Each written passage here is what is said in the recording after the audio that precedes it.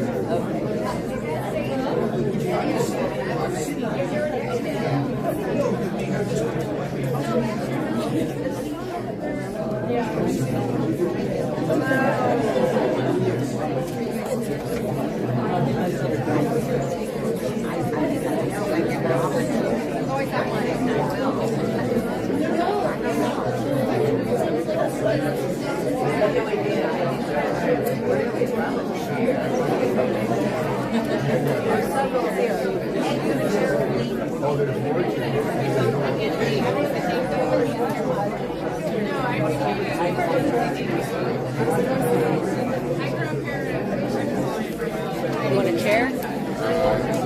Is it cool if we put some more chairs out?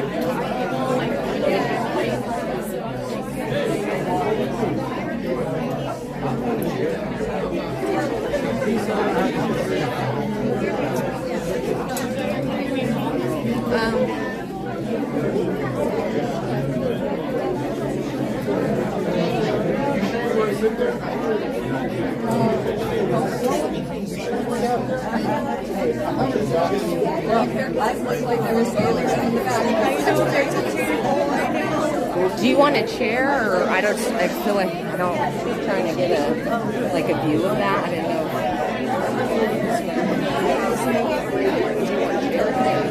You don't want to sit in a chair?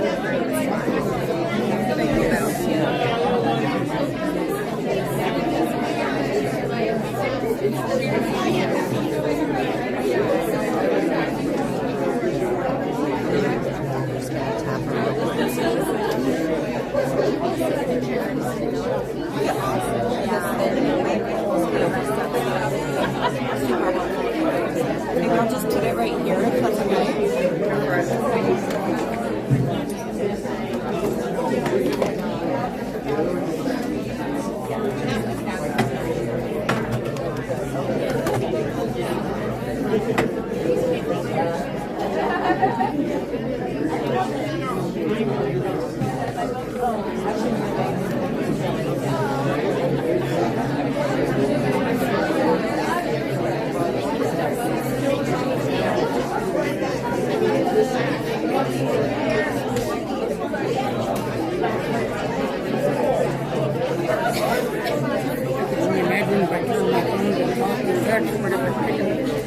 Right? Even at home sometimes when I'm doing that, it'll pick up what's on the TV and stuff. Right. Oh, yeah. Oh, because they're always listening. Doesn't understand.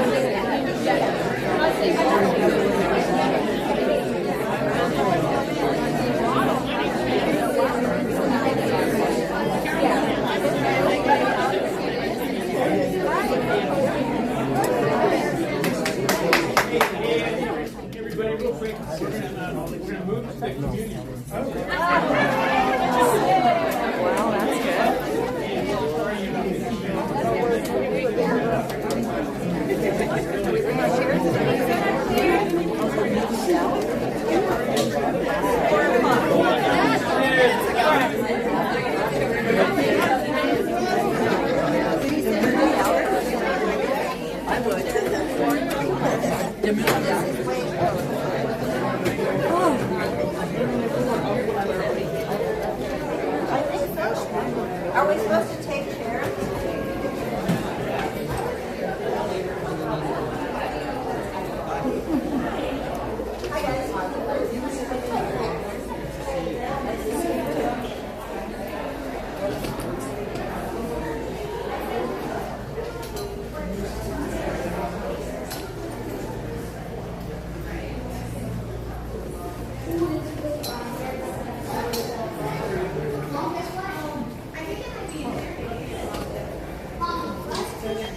Oh, that green carrot piece is bigger. That's good.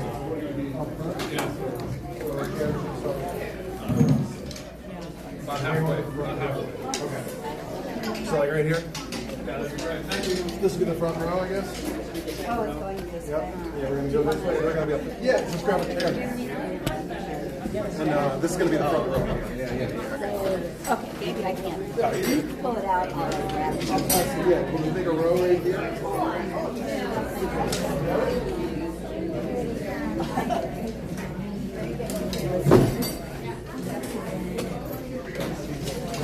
One more on this row. Oh, sorry. Got it?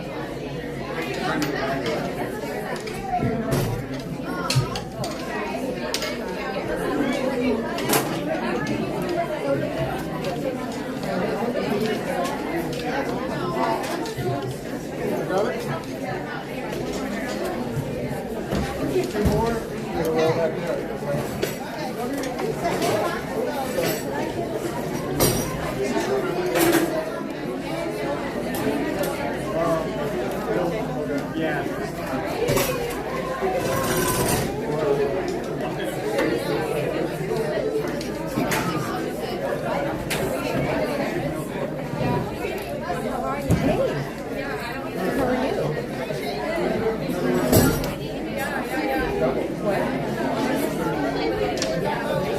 Glad I heard about it.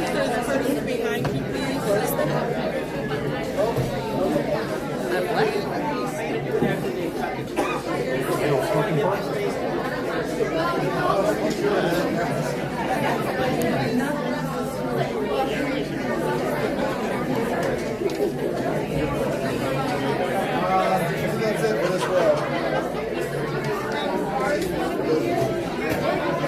Here, behind there, we can get back there. Stand right here. Oh.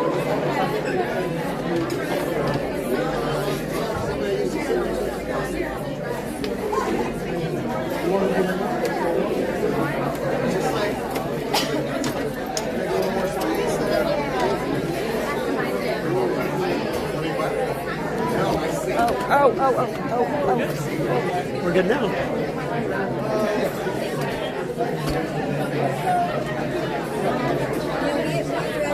Last year's council over here.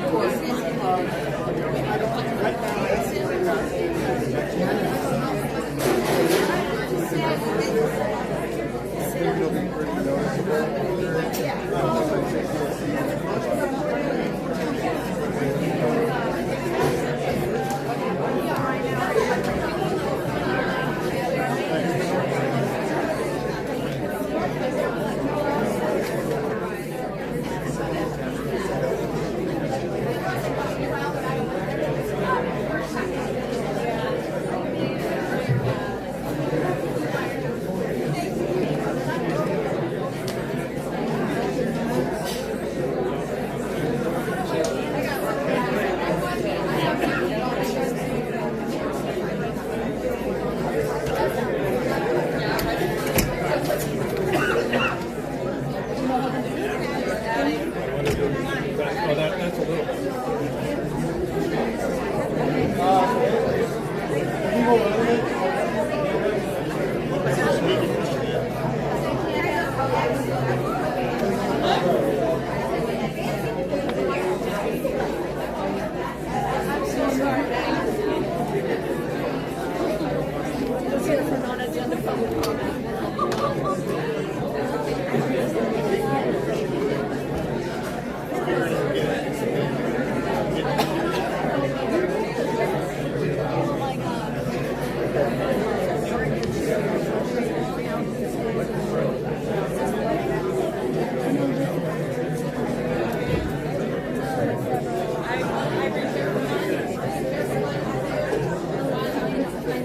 Sally, your name tag is up there, so it's Tom. I'm right on the corner.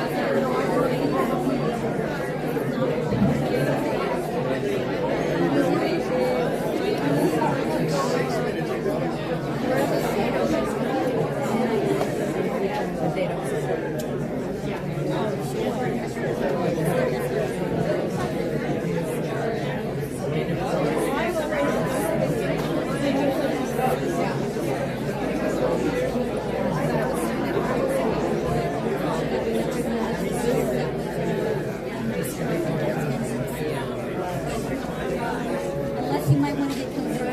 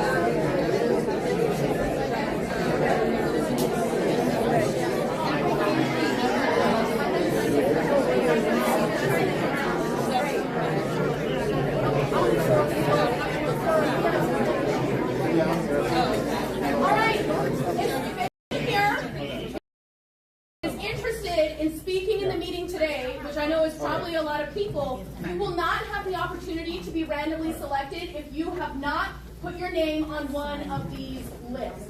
So please make sure that if you want even the opportunity to be called randomly, it's not going to be assigned, it's just going to be random. You need to make sure that you signed up on this list. Right, so a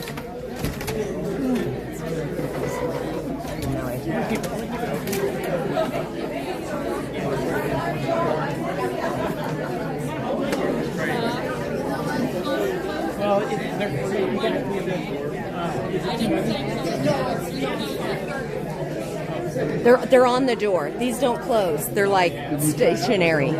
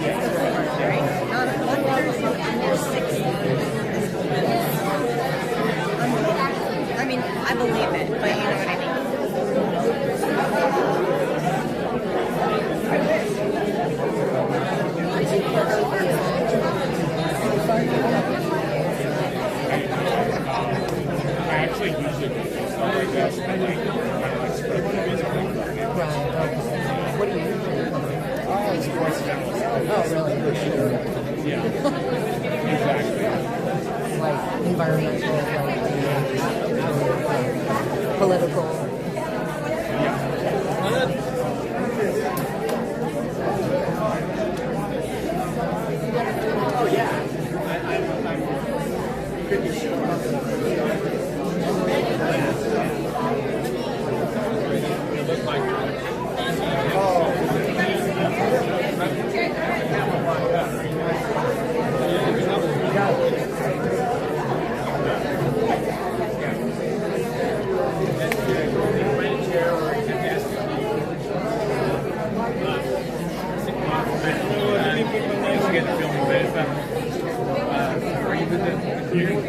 Yeah, the guys. You guys, I'm sitting there.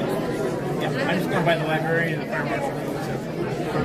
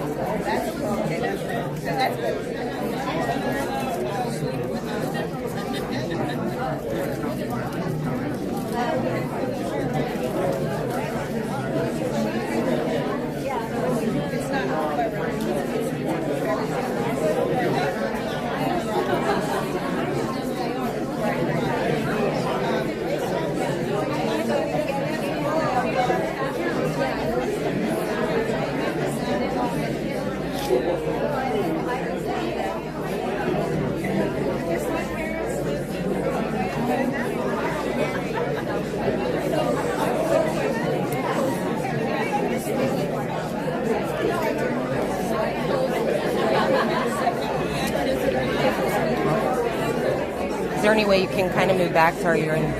Yeah, when they start talking, Okay, sure. I fully expect to get evicted when they start talking. I heard there's not enough Yeah. seats, so Oh, that's I'm not not passionate enough about this to. stay. Yeah.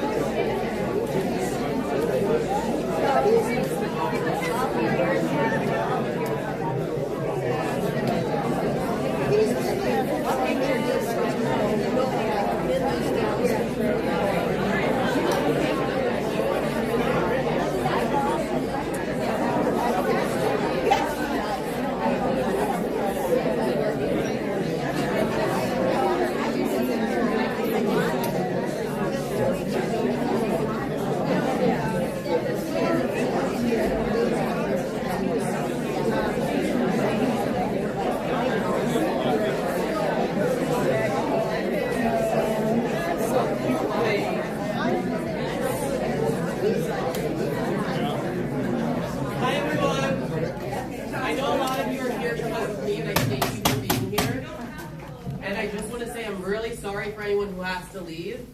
On your behalf, we will be speaking for the SEALs and to advocate for them. We want to keep the meeting as respectful as possible. We want to keep as many people happy as possible, but it's clear there's not been a lot of change for a very long time, so that will be discussed. Thank you for being here.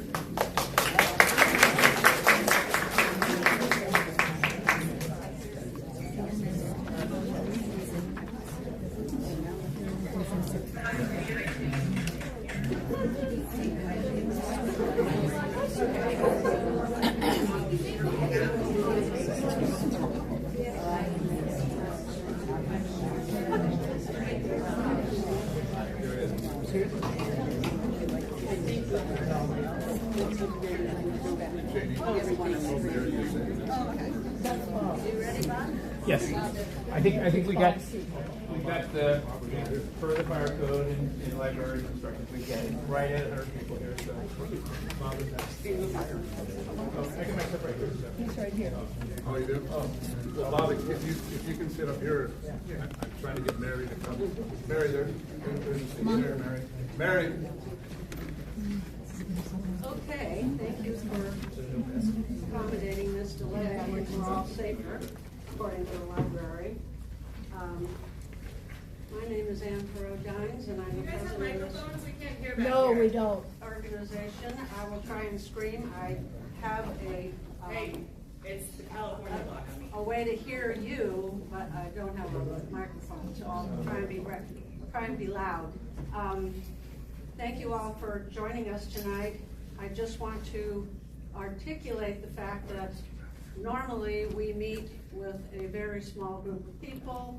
We have an informal approach to things, and so trying to deal with this many visitors and potential speakers is new for me, and we're making it up as we go.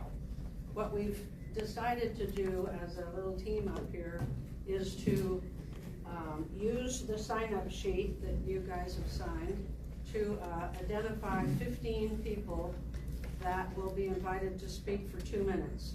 That will give us a half an hour of exposure. One of the things I'm not clear on is whether you're all here for the same cause.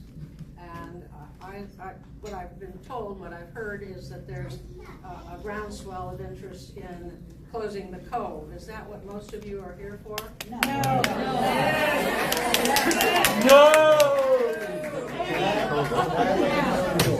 That issue, yeah. discussing that issue. Guys, I'm semi-deaf. I only took this job because I could find a speaker, so you can't talk more than one at a time. Would you tell me what you're here for? If not, Me? Yes. I'm a La Jolla Cove swimmer, Okay. and So you're I'm on- not against sea lions at Okay, all. wait, let's just But I want to keep the cove Okay, open for us. I just, if there are competing points of view on this subject, that's what I needed to know. Okay, there are. Okay, that's great. All right, so I'm going to call the meeting to order. If you can't hear me, yell at me. In the meantime, please don't have a lot of side comments because it impairs my They can't hearing. hear you. You said yell. They can't hear you. Well, we Well, I can't yell out there either. Yeah. So they're just they're gonna anyone standing outside is gonna be Why unfortunate. don't they come in here and stand over? They can't. They're not allowed to. No standing. We're not allowed inside because of the fire marshal's orders. We are keeping a clear ingress and egress for you. I But we see. need All to be right. able to hear you under the California Ralph M. Brown Act. Okay. If we're quiet, everybody can hear better. Yes. I'm sorry? I said if we are quiet, everybody can hear better. Yeah. Okay, so I'm going to call the meeting to order and ask for approval of our minutes, our agenda of the meeting. We went through quite a few agendas, as my comments will reflect later, because it's been a fairly crazy month, as you might imagine. So do you have the minutes that we are? Yes, I have a copy of last month's meeting. And I have my committee here, okay? This would be a motion to approve First, the agenda that was circulated yesterday, the last one. So moved. Thank you. Any Second. Second. Any objections? All right, thank you. And then we'll have approval of the regular meeting minutes of July 27. Wait, so we're approving the agenda first. I just did. There were no objections. We had a motion and a second, and I asked if there was any objections to approval. Is there any objections to approval? Yeah. Who's the secretary? Well, we don't have a secretary this month, so we're gonna have to make that up.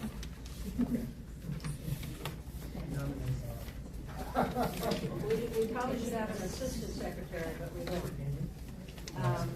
Okay, so are you good with the agenda, Bob? Yeah.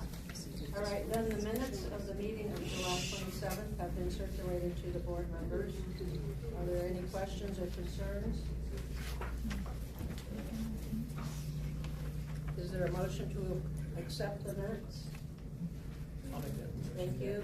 Motion's made, seconded down there? No second? I second. Okay, yeah, thank you. Got a second. All in favor? Aye. Any opposed?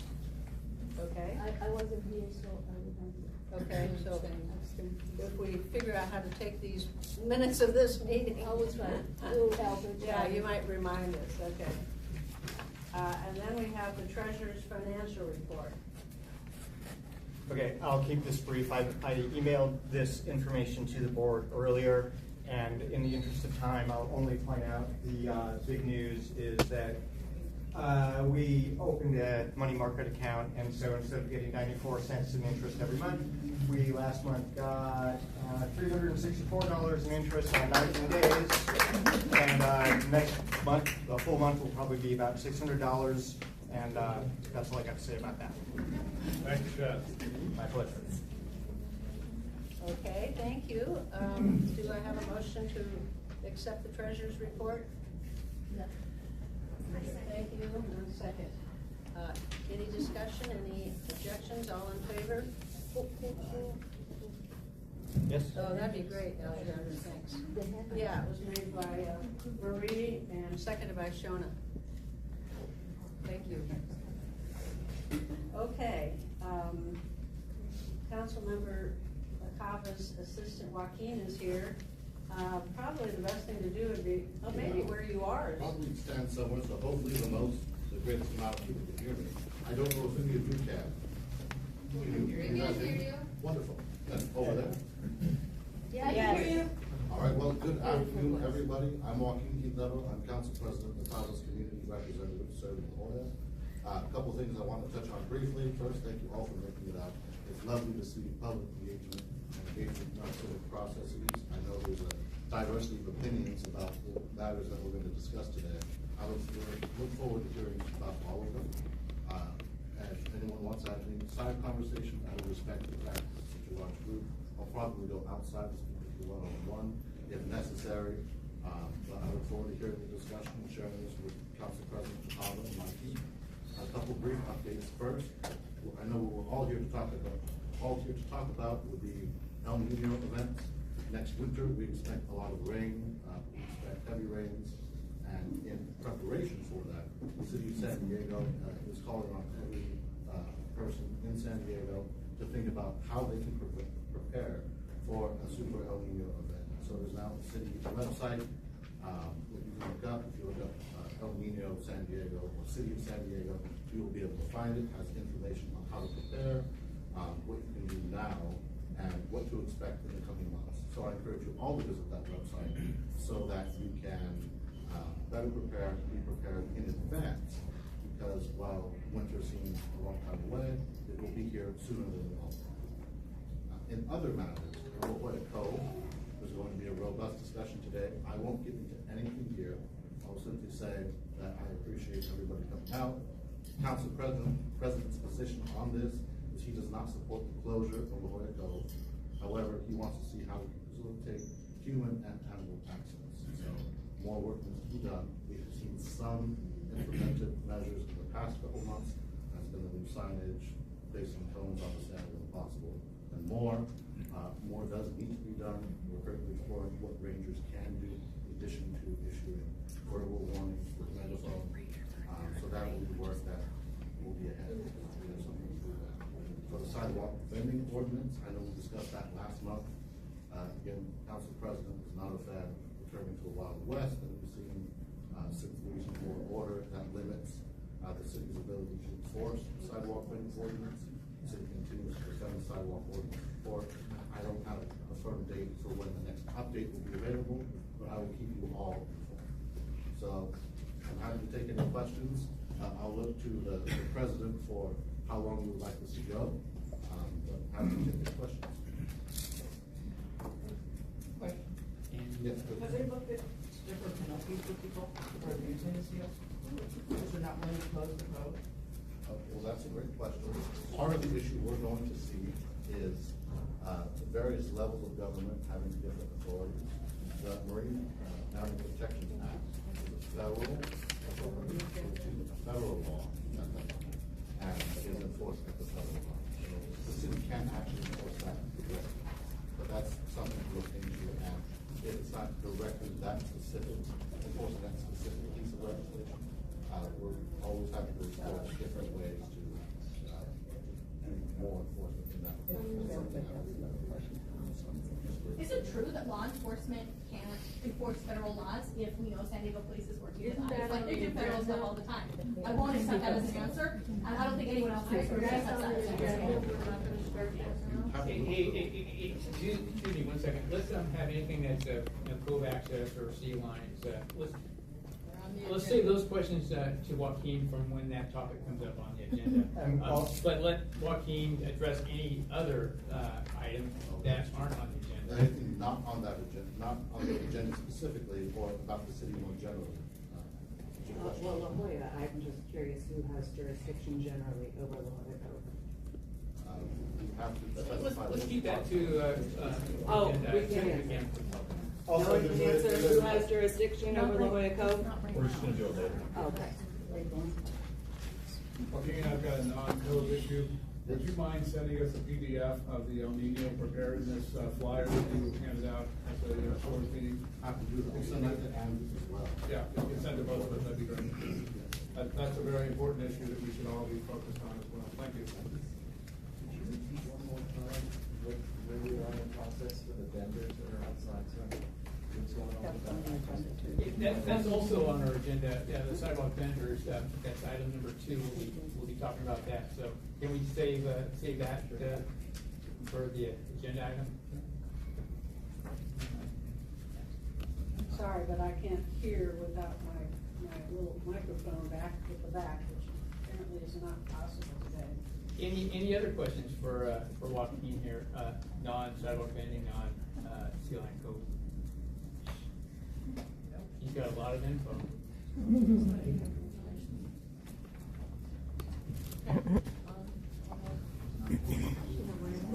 Infrastructure surrounding La Jolla, especially for a community that puts in quite a bit to the San Diego economy. The streets are kind of not maintained. I live by Windansea.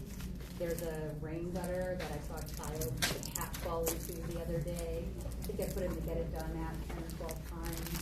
You know, nothing is done. It seems like if this is the Jewel and it's a major tourist destination, why aren't our tax dollars going there in some part, or why doesn't it look better, I guess? Looking at the more direct issue of the storm rate, let's connect with you right now after this meeting. Sure, I'd be sure of that too. Appreciate it. Can you speak up? We can't hear it. This was about storm drain gutter for a specific constituent. In short, constituents brought up an issue, and I would like to discuss it with them. Right, I'm just asking you to speak a little bit louder. It sounds like everybody's whispering. So we're just trying to participate and listen. So we can just speak up a little bit more. We can project to the room. Yeah. And we all hear it.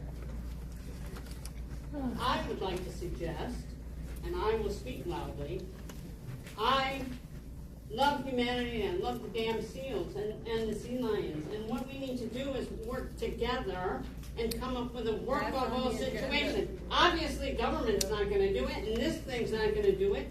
If anybody wants to meet with me, and we can come up with a united front, then maybe we can get something done as a united team.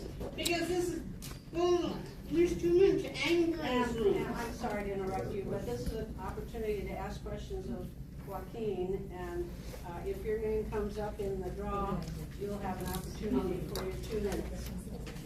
Thank you. Are there any other questions for Joaquin? Okay.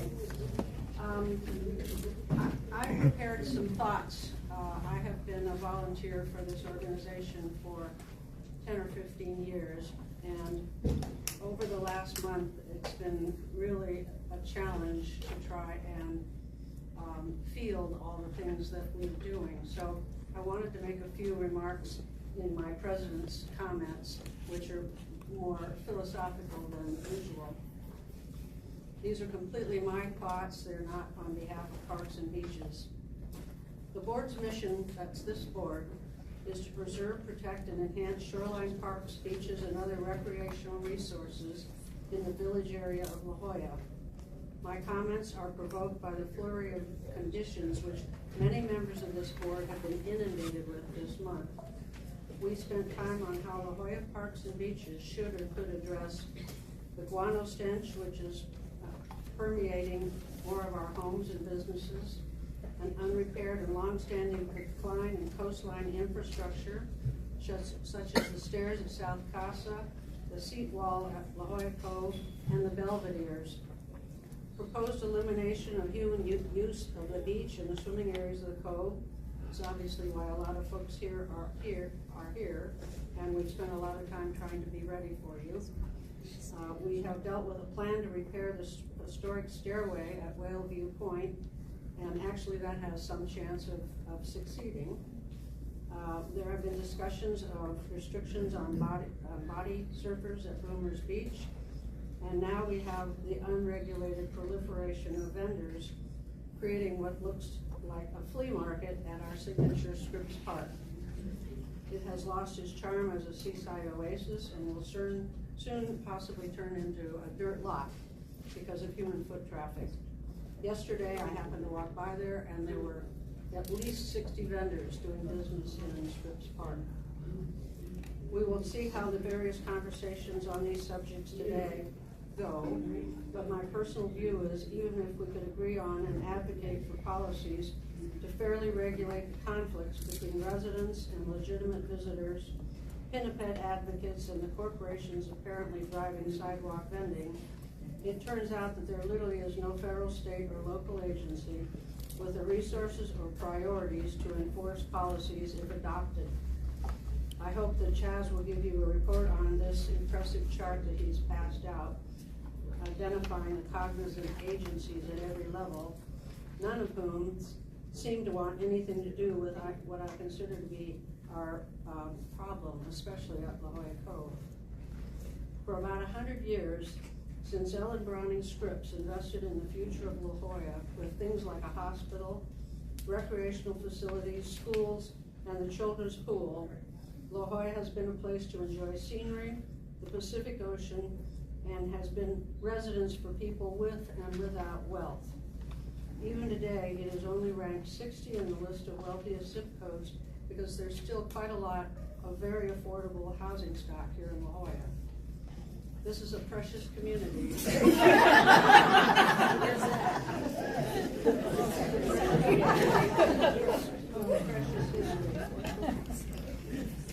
We may be seeing the end of that 100-year era, and of course that happens everywhere over time.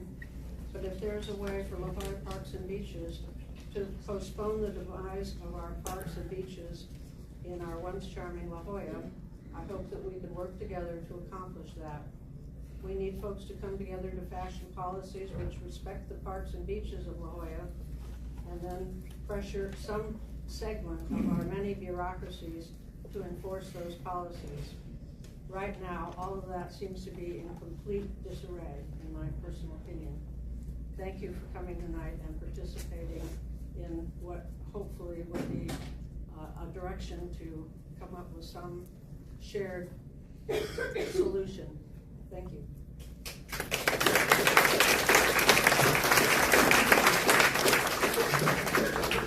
Jamie Anderson had an announcement. Where did Jamie? I'm right here. go? Thanks, Pam.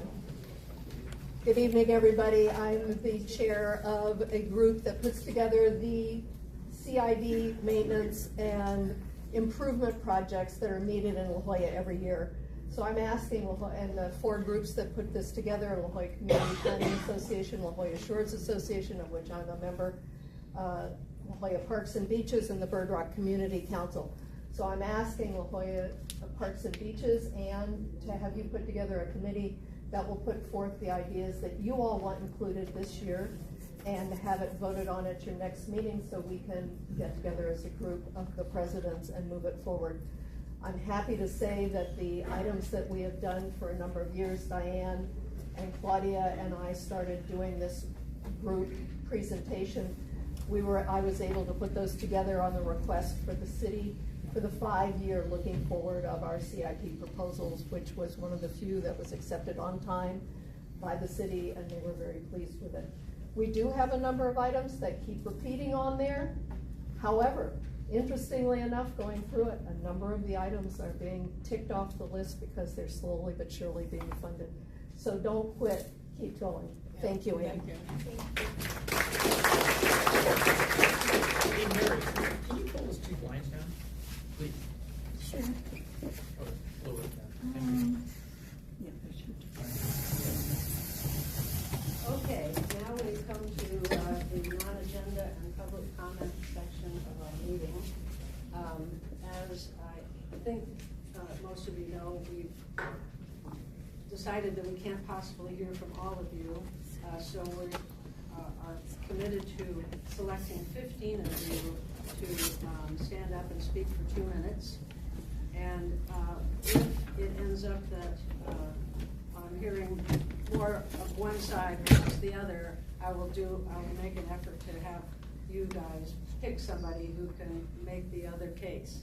So I'm gonna, just a second. So I'm gonna work off of this guest list to start with, and it's just totally random. How many people signed up? What's that? How many people signed up? I haven't counted it, but I'm. 37. 37. So is it random or not? Like, are we balancing it or are we doing random? My hand's up, so I I know, know you but address the people that are a little more mouthy, but. So what I'm gonna do is pick some of you at random, and we will hear your 2 minutes, and after a while, if we've heard more of that point of view, I'll make an effort to pick somebody else. And who's the timer? I can be that person. Okay. All right, we have a timer. Are there any questions? Yeah. Okay. The question is, maybe it'll help you. You ask the people that are here to close the beach to stand up for a second so you can get an idea of how many of those people are there. And then ask the group that is opposing that to stand up so you get a general idea of what kind of numbers you're looking at.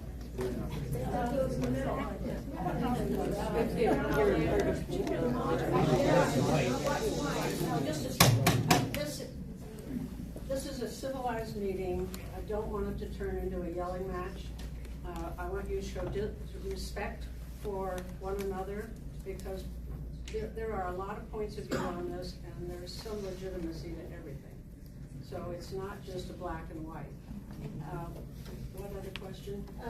Just to make it fair, if there's 37 people on that list, can you put in a random generator on your, and so you generate a number between 1 and 37 and take out 15?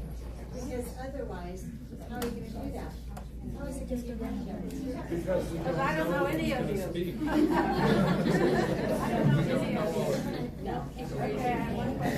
Yeah, well, so you guys meet how frequently? Once a month.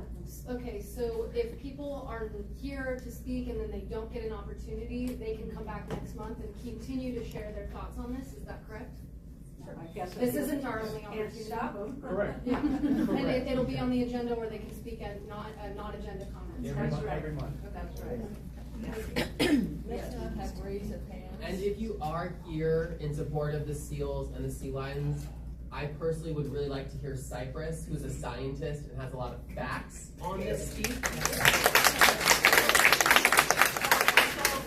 So I'm gonna just go through this list, and if somebody wants to defer to someone they know who is more articulate on a given subject, be my guest. But just, we're gonna be here all night if we don't get this done relatively efficiently. That's a great plan. Yes.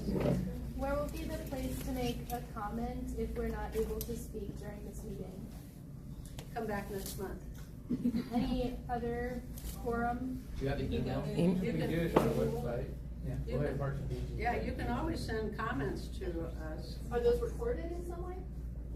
No, I'm saying like an email comment. You could send us an email.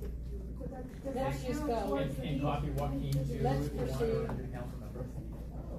And let me be clear, you guys.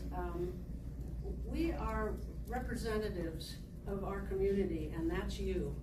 And so it's not like what we're trying to do is fashion a solution that is that works for all of us. And I know that sounds impossible right now, but that's our goal, is to, we all want a good beach, we all want a good park. So it's not like we're doing something intrinsically controversial. We are trying to fashion a compromise that works. And you know, so far it's been a challenge, but it's been up and down. You guys know that. I mean, all you need is an appellate judge to do something, and all of a sudden the world's upside down. So Actually, let's get started. yeah, I wanted to make sure that you had your questions answered. Okay, so let's see. I think I'll start with Cypress Hanson.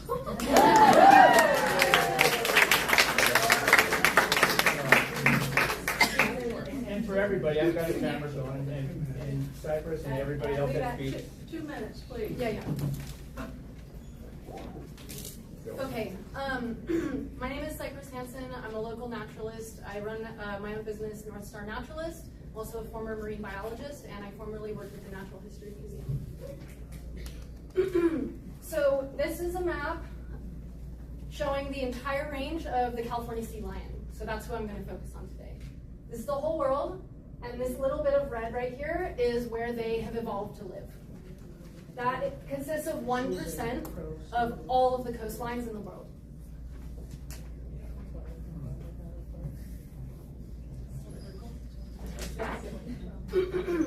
This is a map of the places where sea lions breed, or they're called rookeries.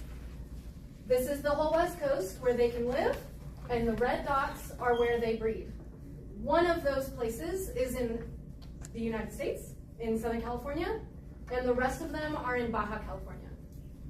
That comprises 5% of the 1% of coastline that they exist in.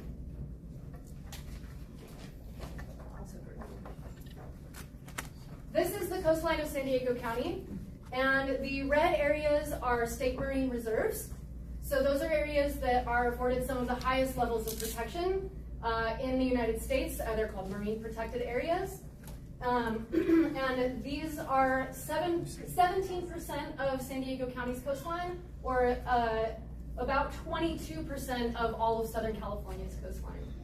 And that 17% is all of the protection. 7% is that highest level, which is the reserve, which is right off the coast of La Jolla. So, if we take 7% of 5% of 1%, that is 0.0035% of the coastlines in the world that California sea lions have available to them as a safe space for them to breed and exist. All right, thank you, Cypress.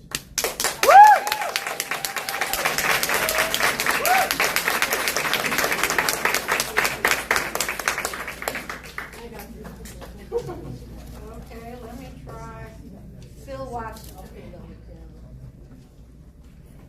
No, Phil Watson. Phil? Phil Watson? Bill Watson. Bill Watson. Jim wants, let me grab I got to fill, that's okay. I was just trying to change the gender. Let's see. Tyler Brindy. Tyler Brindy. Yes, that's me. Go ahead. I have more.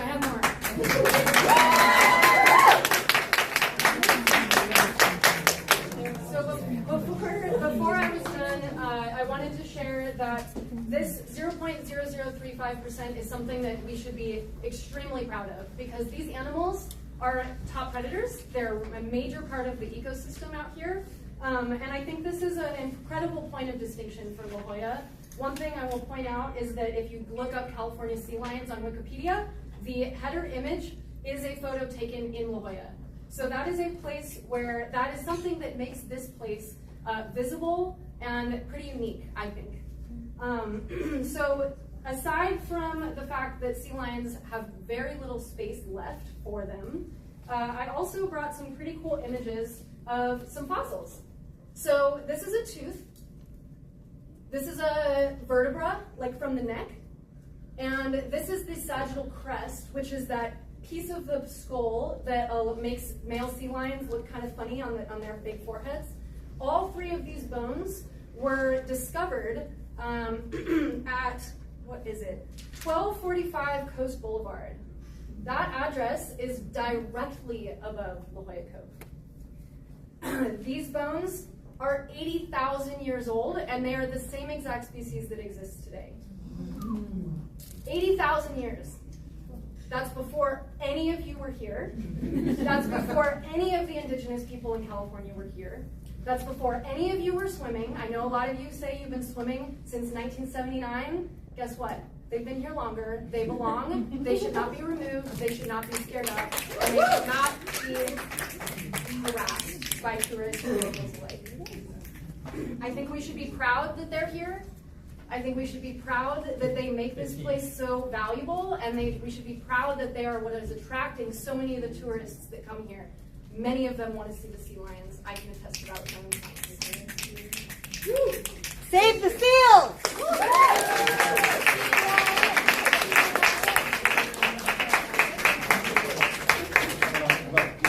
How about Darren Hunter?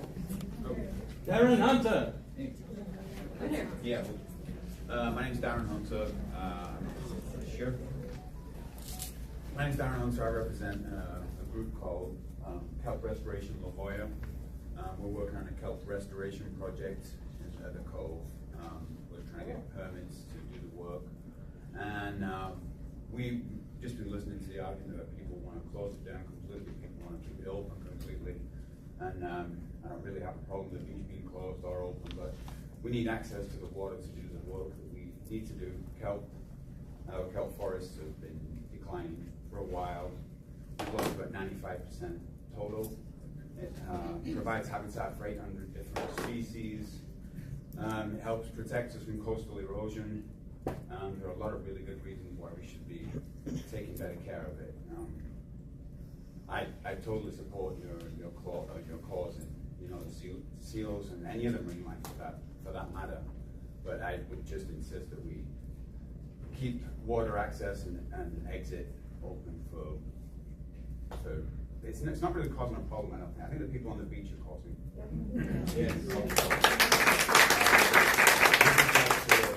consideration for entry into the park. That's really all I have to say. Yeah.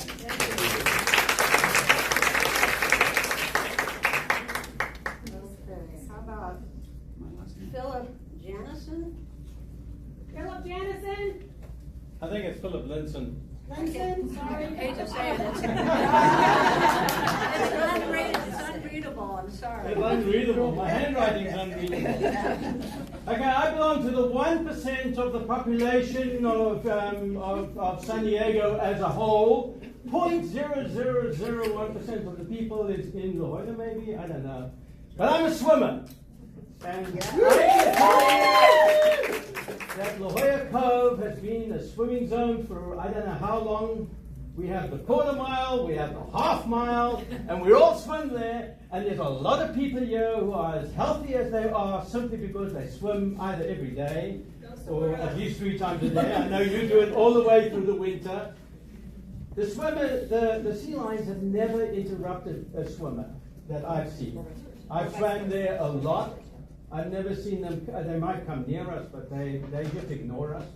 So as far as the swimmers are concerned, this is very important to stay open for the health of the human race. That is incredibly important that we live longer.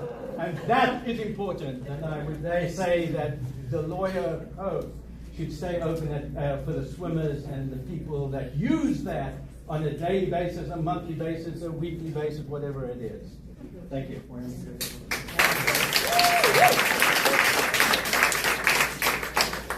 Mary, do you want to say something? Could you? I'm just gonna get to that email. Could you get to me after the next today? I'm just looking for that email. How about Michael Nocella?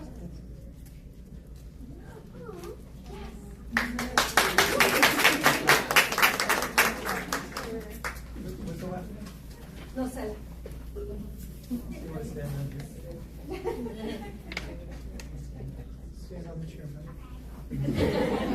Yeah. Hi, my name is Michael Nocella. I'm here to protect the seals. I'm from San Diego. And I want to help my children to meet the seals. Protect them today. If you want to be able to, I know it's been designated as children's pool, and it was originally a pool for the children, but now the children really enjoy seeing the seal pups and the nature in the wild. We don't have to go to a zoo, we can see the real thing. We're so lucky to be here. We propose a swimming or snorkeling pass issued as in a similar fashion as a hiking pass for a national park that could be issued to regulated, responsible, and registered locals and tourists that want to snorkel and swim.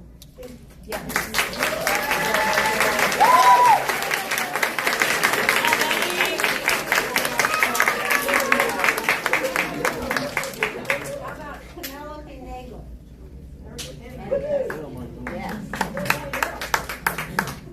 My name's Penelope Nagel. I grew up swimming from the shores to the cove.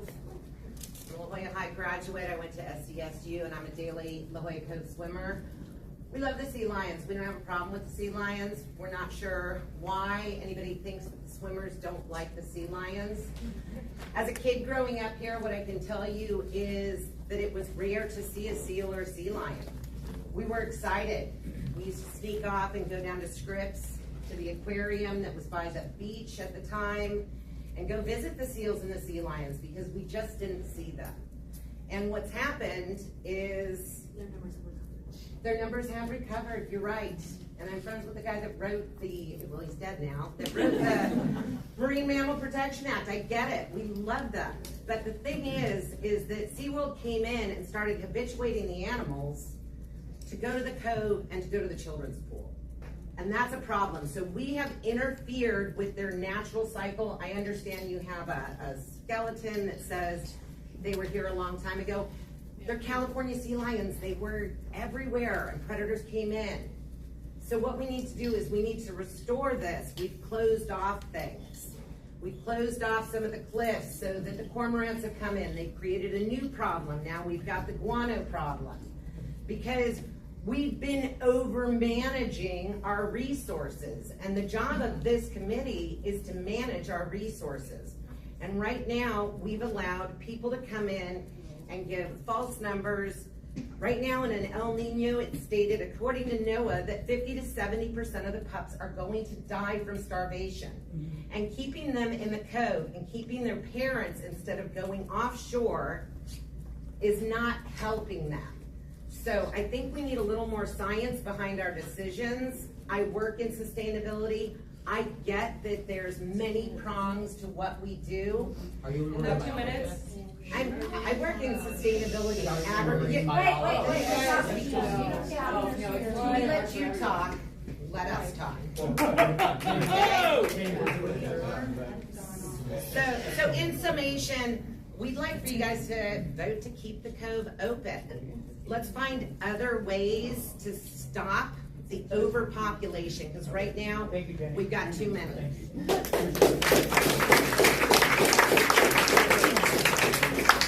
For those of you that have questions of our speakers, make a note of where they're sitting and feel free to go outside and ask your questions. I'm on your side, Ann. How about Carrie Canning? I'm the proxy for Carrie Canning. And I'm Penelope Nagel. And so to finish what I was talking about is we need a solution that involves both humans and animals. The swimmers are not against the animals. We're just as frustrated when people go down and are disturbing our animals. One of the problems that we saw, and I see it nightly, I walk my dog at the cove in the evening, is the sea lions are coming up into the street. This morning there was a large bull covering 2 parking spots. That's not healthy for us, it's not healthy for them. So how can we not over encroach but not under encroach either? These sea lions should be living in the islands that surround us. So if you're not familiar, there's a number of islands from the Channel Islands all the way down to the Coronados in Mexico, where they traditionally live and hunt and fish. Right now we've got the dying kelp, so there's not a lot of food out there for them. And by allowing them to stay here because they've been habituated, if you go down and count how many of them have been tagged by SeaWorld, you'd see it's a staggering number. It's a lot of sea lions that have been unfortunately habituated to being around us animals, because we're aquatic animals as well. So what we need to do is find a solution. We should probably stop taking sea lions and rehabilitating them unless there's been actual human interference. We do see situations where lines have been wrapped around their necks, but natural disease and starvation happens, and when we go and inadvertently try to help, we might just be hindering. How's that 2 minutes? That was a great 2 minutes. Eric, did you say you wanted to say Ready? Thank you, Carrie, for proxying. Should I go there? Is it okay here? Yeah, just speak up. Okay. Mary Soriano, President of La Jolla Town Council. As we have all seen the viral video of the sea lion that was kicked, right? So actually, the Bureau of Security and Investigation Services, a gentleman came to the La Jolla Town Council and offered his services, because remember that video was in the evening and it was at Point La Jolla, near the cove, right? And Joaquin, you remember this gentleman at the La Jolla Town Council meeting Thursday who came in, they offered their services in the evening to work with the city. Obviously the city doesn't have much of a budget, but maybe you can work together, not only addressing it during the day, but because of this video, it definitely was an evening, and I think there's several incidences where it was in the evening that this actually occurs. So I'd like the La Cava's office to reach out to Mr. Caballas, who was presenting over at La Jolla Town Council that evening with the Bureau of Investigation, to actually maybe work with them regarding the evening situations. Thank you.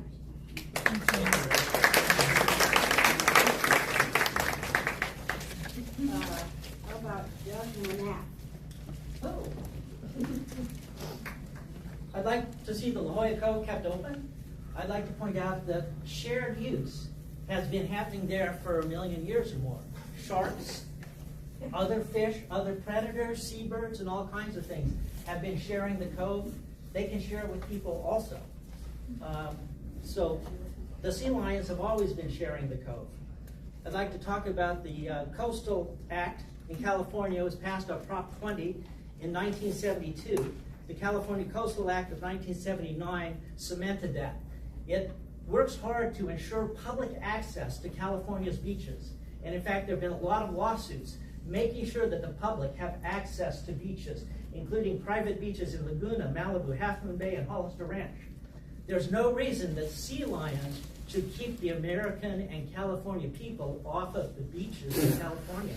In fact, I believe that the California Coastal Act should allow them access to those beaches.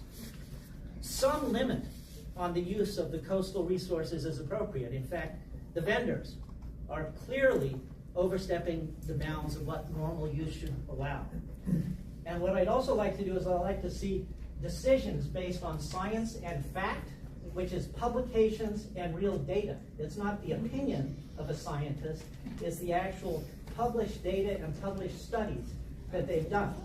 So what we need to do is we need to see that and see the results of sea lion and seal mortality and how it is caused by El Nino or human factors. That's what I have to say. Thank you very much.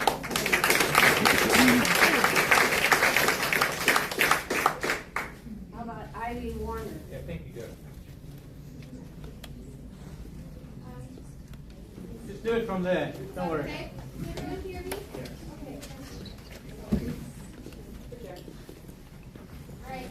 My name is Ivy. I'm just an average Joe, but I'm here for the sea lions. Just off of a couple of minutes of research, I started to wonder, why would there be so much opposition on allowing sea lions to have a small part of our coast? We have 7 miles of coastal access in La Jolla alone, and sea lions, they only occupy half a mile of that 7-mile stretch. They have half a mile a couple of months out of the year to birth their babies, to nurse them, and to rear them. Why would we be entitled to go and interact with these animals, which ultimately kills roughly 40% each season, every year? But we don't want vendors in our space. Vendors is not part of what I'm talking about. No, I'm just saying. The foot traffic data that was logged for La Jolla zip code only, there's a noticeable increase between April and October exclusively. Last year, San Diego brought in $14.4 billion through tourist spending, and that's $1 billion in tax revenue. How much of that is correlated with access to wildlife that is not monitored, that is not acted upon? You can go and punch a sea lion, and what's going to happen? It's a federal law that cannot be enacted. They can't enforce it. So what's going to happen? I'm glad that people do not have an issue with the sea lions, but they are not killing 40% of La Jolla babies every year, but our interaction is killing 40% of theirs. We are not entitled to the entire coast. They matter as well, and they deserve half a mile of dignity to give birth. Daycares and playgrounds are not open for us to just go and interact, right? It's private for us to keep our children safe. We should be keeping theirs safe. We can sit here and fight for it and come and talk about it. They cannot. 15 seconds.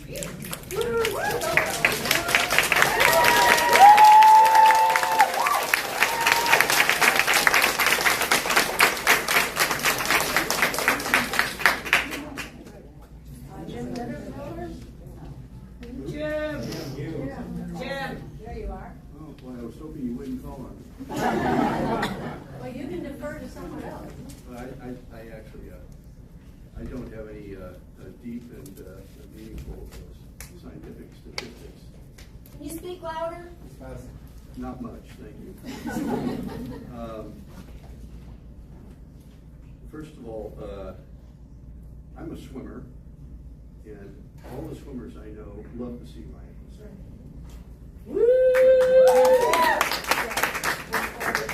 But we could live together. We're talking about 50 yards of beach. And I have a friend who could swim anywhere in the world. He's got the ability to do that. And he's not living here right now. But the Cove is his favorite spot in the entire world. And I was just at the beach, I think yesterday, and one of the tourists was telling one of my friends that swimming at the Cove was the absolute highlight of his life. This is unscripted. This is, the way it unfolds for most of us who experience it. I mean, we love the code. The video of the man or the young fella who was kicking the sea lion had absolutely nothing to do with the cove itself. That was a seawall over by Boomers. And if the cove were closed, he still would have had the ability to kick that sea lion. So there's nothing that we're talking about here tonight that, at least as far as I can see, is in any way going to prevent somebody like that young fella picking a sea lion. So my only point is, 15. Yeah, I think we can live together, and I'm hoping that we'll have some sort of coming together that will allow us to share the experience of cove swimming and sea lions.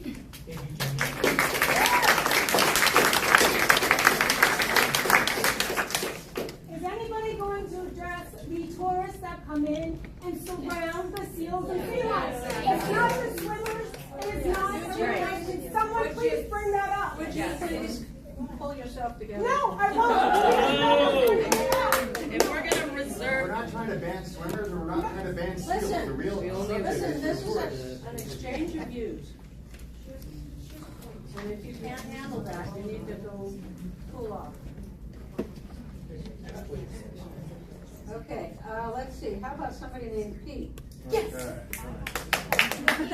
So I'm starting, I guess. I found it interesting, no offense, the very nice lady said that we need to be more scientifically accurate.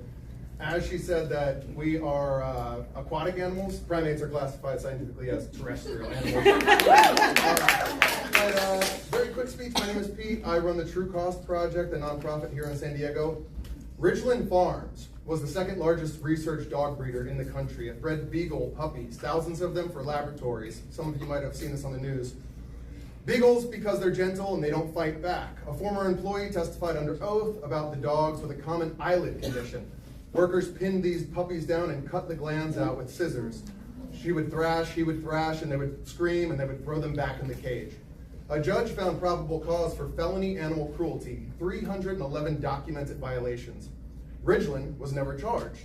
On March 15th, I walked into that facility and carried a beagle puppy out in my arms. And I'm now facing 12.5 years for it in prison. Ridgeland, luckily, is now closed. The last dogs just walked out on August 12th. It made news around the world. It didn't happen because the system worked. It happened because people went out and got them. When the government won't act, people do. Then the government finds its urgency.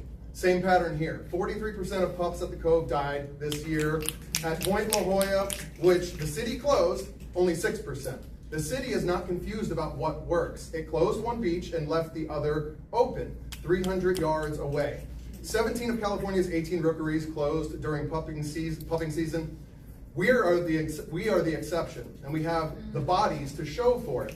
I'm asking this board for a vote, recommend indefinite closure the way Point La Jolla was closed, put it in writing to the city and the Coastal Commission, and everyone here who didn't get their 2 minutes or won't today. We still have our First Amendment. I think maybe it's time we take this to the council member LaCava's office. If you want to organize that, find me after this meeting. I'm facing over a decade in prison because a system with every tool it needed chose not to use them. Don't be part of that system. We're the ones with a voice here. The pups don't get one. That's why moral agency is necessary. That to protect the most weak and the vulnerable. Close the code. Close the code.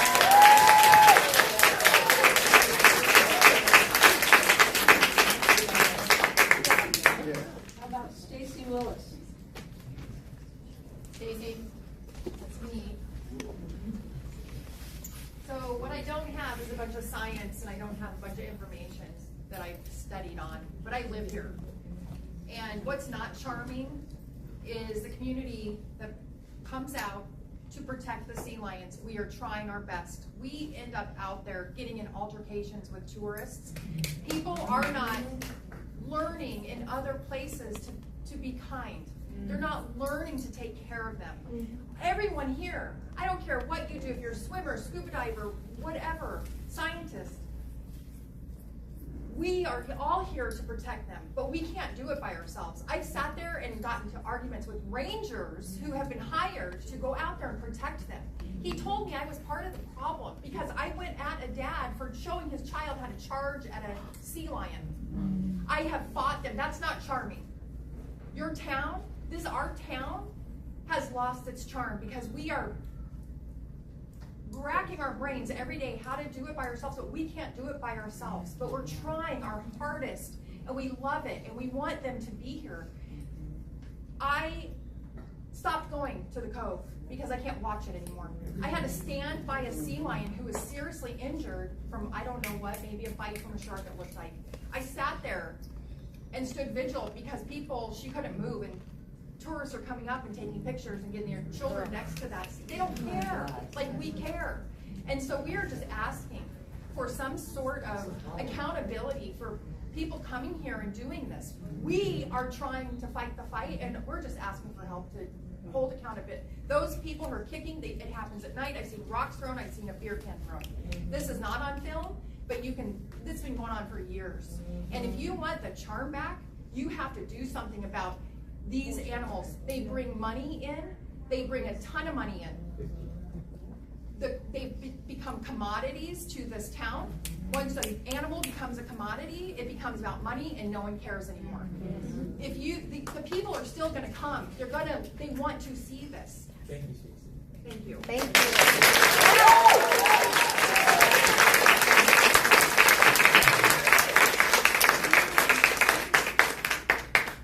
How about Flo Lee?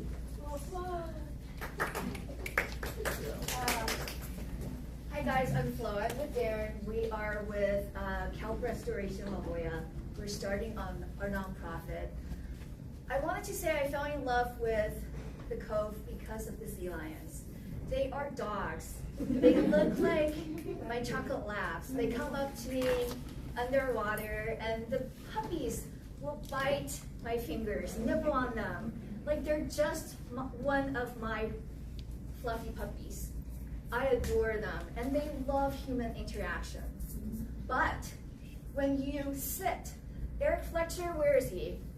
Eric and Zach, Scuba Shack, and I, we were sitting there having breakfast one day, just watching the traffic. There are tour buses being dumped and dumped and dumped. And can you tell I'm Chinese? I was made in China. A lot of Chinese tourists come here, and they are not being told what to do. On the buses, there are no explanations about how you should behave. They do that in Hawaii. In Hawaii, on the bus, Eric told me there are signage saying do not go this far near the puppies, near the moms, because this is what's gonna happen. Puppies are gonna die because of us. Plus the weather, plus that we don't have enough fish, right? Like everyone's competing for fish right now, and we don't have enough kelp to give more fish to our local population here. So everyone's scrambling, everyone's fighting. Is it all human causing the 40%? Probably not, but we can do better. All of us can work together for a solution. Let's go after the tour buses. Make it requirement for them to participate, to give pamphlets, to give educations, to actually take a class before they're dumped there. Thank you.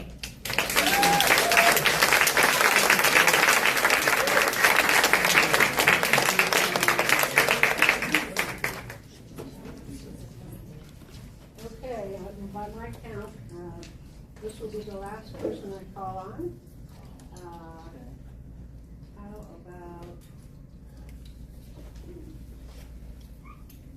well, we should probably hear from Eric Fletcher. Yes. Hey everyone, my name is Eric Fletcher. Thank you, first of all of you for coming out. When I came to the first meeting 3 months ago, there was like 5 of us here. So apologize to the board that I brought everybody. But you know, I hear a lot of divisiveness right now and a lot of very strong opinions from people who have no skin in the game. They either want to keep the cove open and they don't care about the animals and they see the animals as an invasion, or they blanket want to close the cove, and again, they aren't considering the people who, like Flo and Darren and myself and all of the swimmers that go out there and interact with the sea lions and love the sea lions. We aren't causing any harm in the ocean. And what I am asking for are a few things. One, for the board to take leadership on this. We keep saying, let's remove the sea lions, let's remove the sea lions. That is an old and tired idea that we've heard for 15 years now, and it needs to end. Okay, that's step one. Step two is we need the city to step in. I was at the Coastal Commission meeting, and the mayor's office talked about putting things in place where there can be enforcement. We need enforcement because that kid kicking the sea lion, it wasn't, closing the cove would have had nothing to do with it. And then we need to address the education, as Flo mentioned. In Hawaii, there's education when you're flying in on the airplane, there's education. If you go to Sedona, on the bus to the heights, there are videos that are telling you, don't go off the path, don't damage the, don't interact with the wildlife. We need that education. And if at the time right now we need to close the beach, nobody needs to be on that beach. Nobody needs to be on that beach, but we have to protect ocean access because we're advocates out there. We are ambassadors, and I have done so much for those animals because I was able to go in the water and experience those animals. And those animals saved my life. You can't go anywhere else in San Diego. People say there's a bunch of other beaches. You cannot get that experience that you get swimming in the cove with the kelp, with the tope sharks, with Garibaldi, with the sea turtles, with the orcas, with the dolphins, anywhere else. And all of my friends with the swim club, that's why they're here as well. So we need leadership with the board. We need new ideas. We need help with the city, and we need to have some education. And let's make some money off of these tour buses. There's never any money for anything. Let's make some money.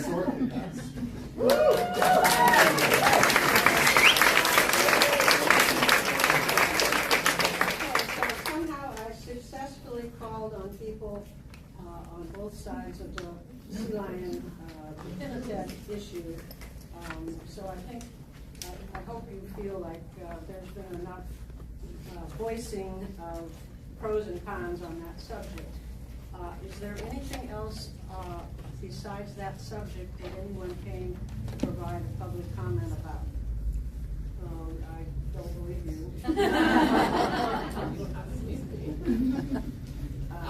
The question I want to put out there is, why are vendors considered a nuisance to this group of people who are very clearly passionate about having their safe, beautiful place to swim? I don't want to take away your happy place. My happy place in San Diego is also the beach. I want you to enjoy your swims. I find it interesting, though, in terms of the socioeconomics that are present in this group of people, to look at the vendors who are also trying to make a living in this environment as a nuisance, when that's also, we're hearing the same exact word referred to pinnipeds.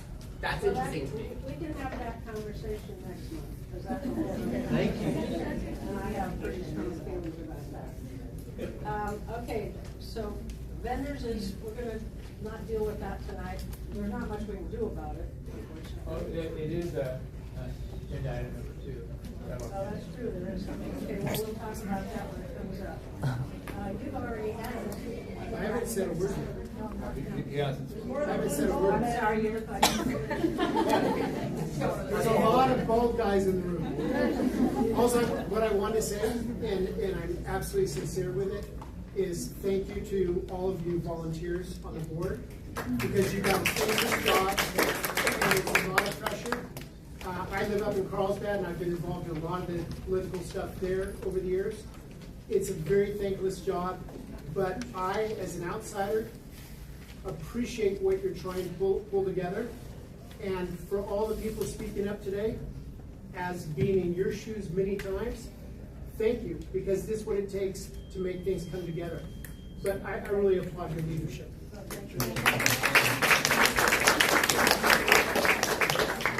So I'm going to close. Oh, one more, yes? Is it possible, sorry, I lost my voice. Could you speak up and stand up and speak? Yes. So my name is Chia, and I swim every day for 2.5 years. And there is a solution. One is for the nighttime. I was at the town council meeting when the security guard offered, their services for night times. But during the daytime, what I find interesting is that the park rangers, you know, they keep giving us more and more with their megaphones. It actually does nothing. So I have watched a wonderful park ranger who goes down on the beach and she talks to the people. And I asked Mr. LaCava last year about having one park ranger on the beach or on the lower stairs without the megaphones, talking to the people, educating them. Educating them. I saw this, you know, I see this happening with one park ranger without the megaphone. They get frustrated because nobody listens to them with their megaphones, and it's horrible. But if you have one park ranger either on the stand, so Mr. LaCava told me it wasn't safe for them, and he said they would have to have two, which was crazy because I said, what about the lifeguard right there? Are these questions you could direct to So, well, I did talk to Mr. LaCava last year, and that's what he told me. He said that it wouldn't be safe to have one park ranger on the stand with the stairs. You see it. Well, the whole subject of city funding of rangers and Oh, other. now we have like four. Yeah. So I mean, this is a cheaper thing. This is one and a security guard in there. I'm just saying, there's only so much we've been able to do. The Parks Department keeps getting defunded. I will say that there are several foundations. One is the San Diego Parks Foundation, which I started. One is this organization. One is the La Jolla Coastal Conservancy. And whether we could come up with a way to fund additional people to do something like that. One of the points that I think we have to remember is that there are a lot of people that have the capacity to make a difference in our parks. And so if you want to contact me and we could come up with a working group to say, how can we, raise $50,000 and put a city park ranger in Scripps Park? I mean, I'm thinking out loud, but I think this board could afford that on their own. What's that? Didn't you donate sod to the park? Like, I think this board has that wealth amongst them if we really cared enough.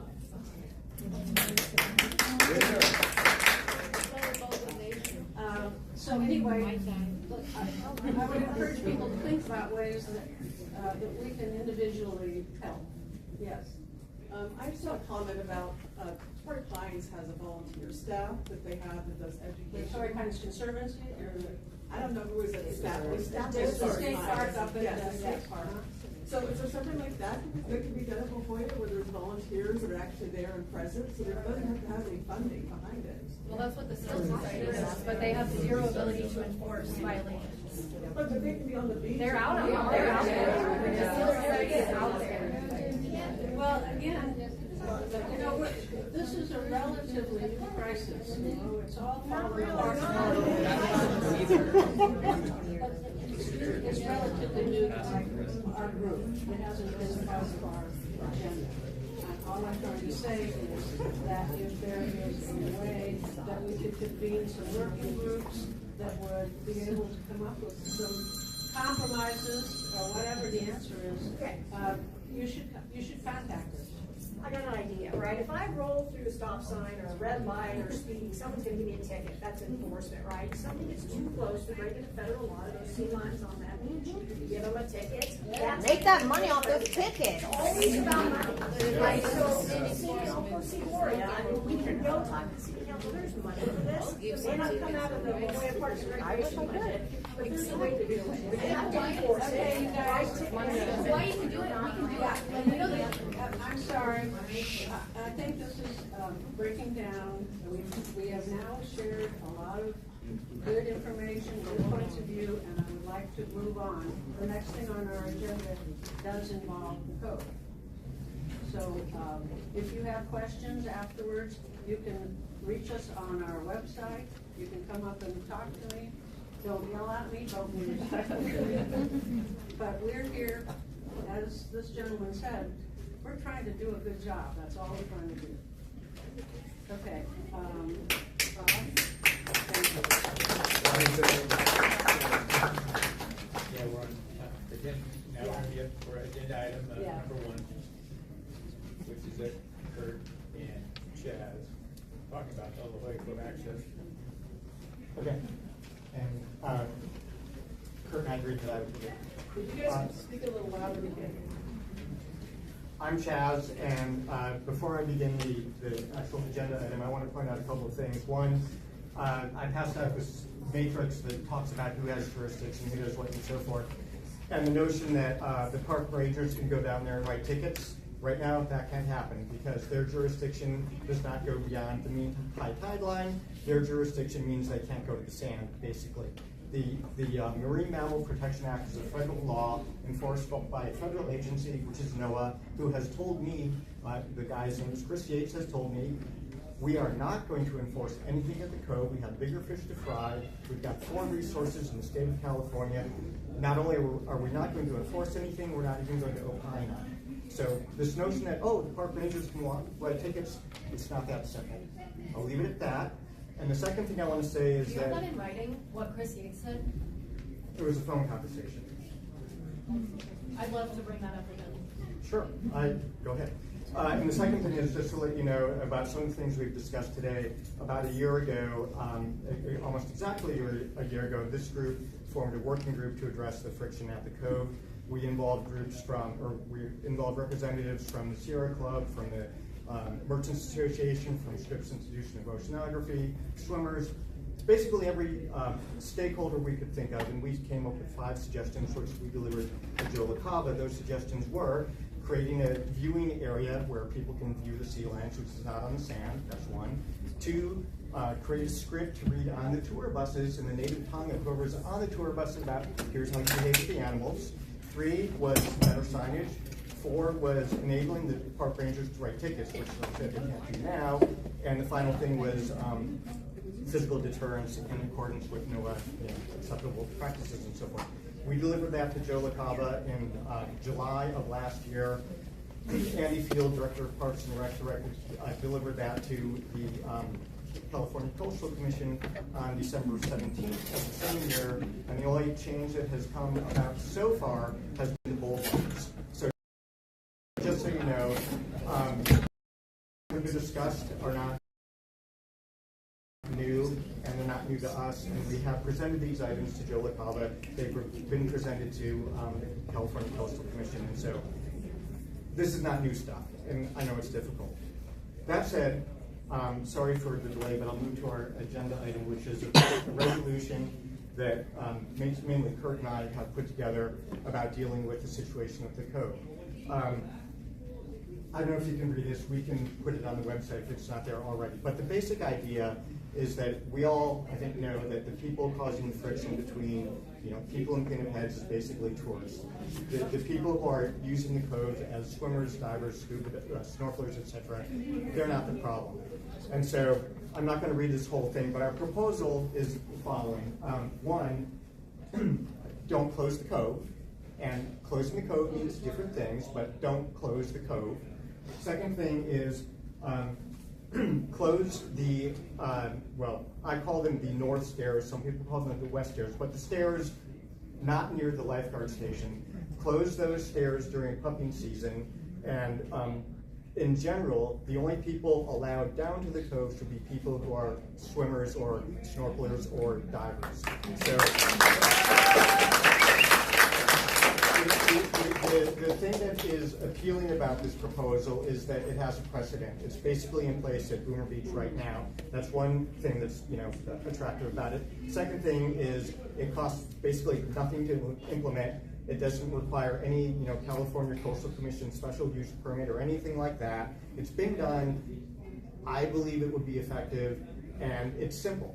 And so this is an action item for the board tonight. I asked Kurt and I asked that the board here vote to approve this proposal, that we deliver this resolution to Andy Field, Director of Parks and Rec, and ask the city to implement it. And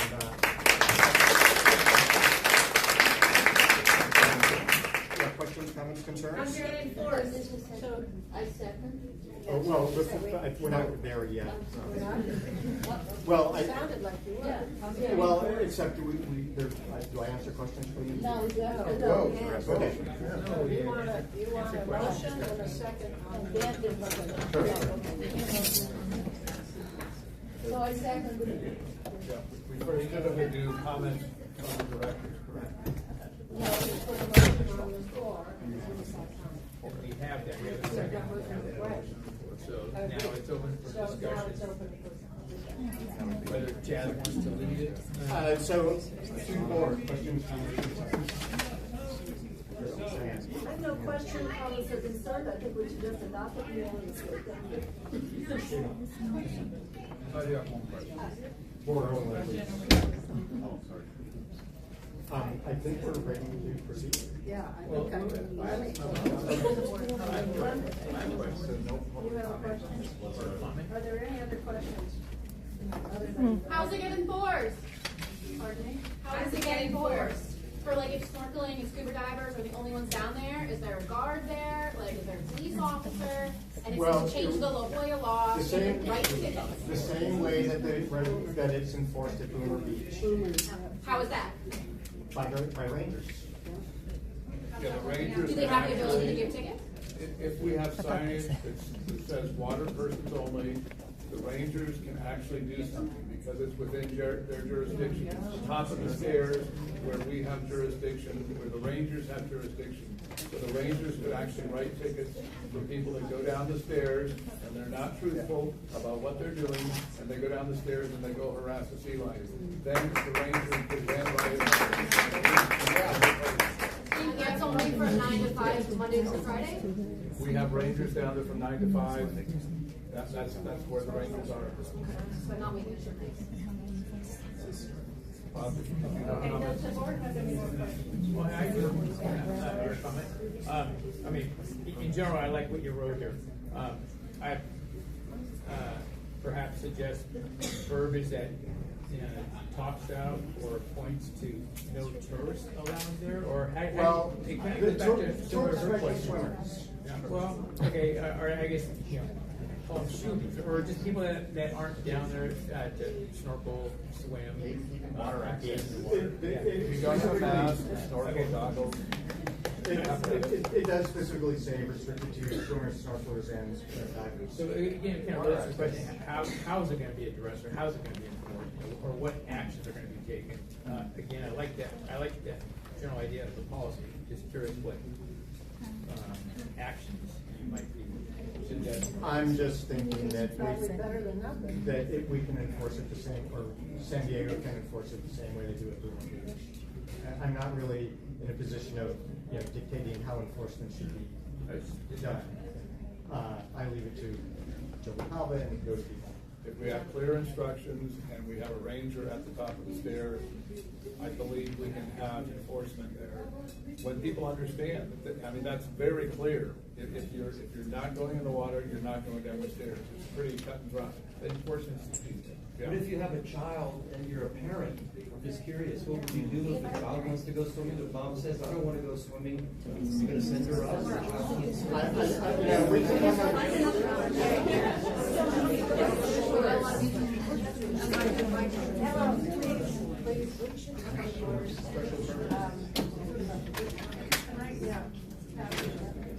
Comment. This has been going on for some time. We've been working on a program. It was much worse before. Many of the videos on that Instagram. It's getting a little better. It still needs to get better. Ranger participation. I'm wondering if we could do something like that.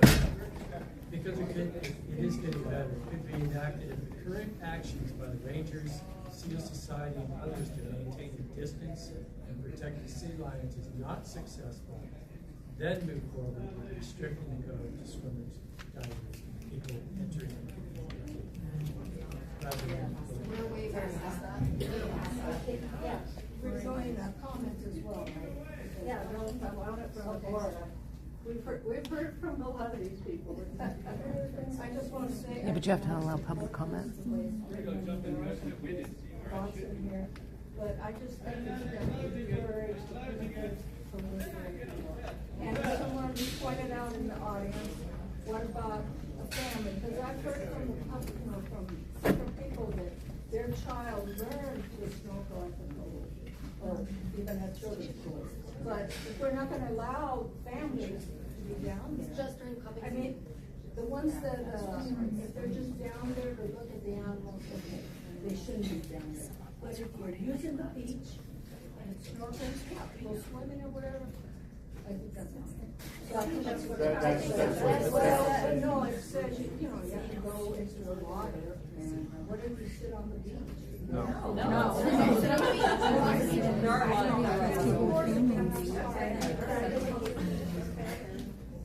And I also do not support this proposal. I know you guys have been working on this and it's a difficult problem. However, I just see this as the next step toward complete closure of the cove. We have a reserve, which is enforced somewhat at Point La Jolla. You have a place where the animals can go if they choose to stay away from people. Where's that? Oh yeah, we should keep those signs so they know where to go. I'm sure they can. Anyway. Okay, thank you guys. Any questions, comments down here? Yes, I think that. Please. He wasn't done. Before I was interrupted, I was just going to finish up by saying this is just another step of the long history of the city of San Diego mismanaging their beaches. First of all, closing children's pools for half the year. At times, though, it was closed entirely. Point La Jolla is essentially not usable anymore for most people because they don't see past the barrage of signs saying, don't do this, don't do that, no swimming, the dogs don't, leave the animals alone. All those signs that are there, who wants to go to a beach like that? And this is just the next step forward going, and that same situation occurring at the pool. So again, I don't support this. All of this happened, right? Yeah. I think weren't there. I understand what you're saying, and I hear now. I definitely do.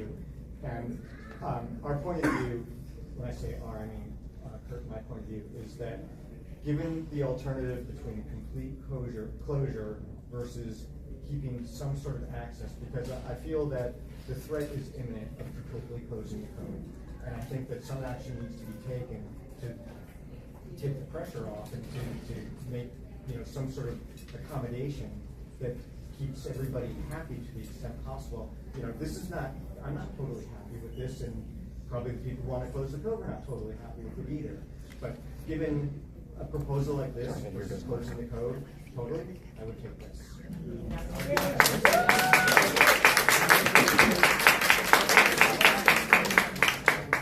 Reserve women access prohibited adjoining the cove. Point La Jolla is closed. Even Boomer Beach essentially is closed. In fact, it's closed. So we have this area set aside, again, right next to the cove. The animals, if they chose not to be, or they're going to be encountering human activity, just run around the other side. I do not disagree with you at all. And they do not resign. I know that. Yeah, but I mean, okay. The boomer generation has really fucked us all over, and we all know it. Great. Okay.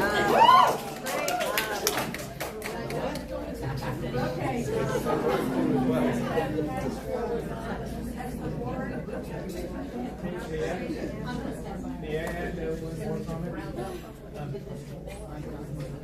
What about a small ad like saying to be regulated or to be observed with a ranger presence? Okay, again, I want to be able to best address the bad agents, the tourists, the problem area. Science don't do it. People on their own don't do it, but it needs an enforcement part to this. And my ask is to have rangers observe or rangers be present. Have that added in ancillary. Sure. We can do that. Yeah, Bob. Okay. So anyone add that in? You're going to be closing it when they're not there. So I think you have to be careful. It's not going to be perfect. I think you might not. Close it when the range is not available. This is not an opportunity for you guys to make up your mind or comment. My board is going to vote on this proposal. Point of order, you have to take public comment. You can't have an agendized item and obfuscate public comment. It's a Brown Act violation. You will be committing breaking the law, and anything that you pass today will be up for litigation and potentially will have to come and redo the meeting. So I would suggest that you allow for public comment, whether or not you have already heard from the people. It is your duty, and so you guys need to read the Brown Act and understand it, because it's bare basics of running a meeting, and if you can't do that, it will null and void the business that you do. Obviously not. You're not familiar with it if you're allowing Not that. a good representation of the community. No one on this board is below the age of 60 years old. We are inheriting this earth from you, and you are ruining it. You are ruining it. Not the 3 meetings, we're always looking for new people. All right. Could I please have some order, please? This fellow back here has been standing. The most important thing in this particular situation right here is that each and every one of you are very, very, very important for the future, because of the fact that when you think about it, you have to plan ahead. Yes. Do the right thing, set up the plan correctly, because you do not want to go into a situation like Balboa Park, where you had to park and pay money to be able to make it so that this so-called organization was not right. So in other words, make it so that you can help the animals, as well as your children, as well as society. You make the decisions. You have more importance than you think. Amen.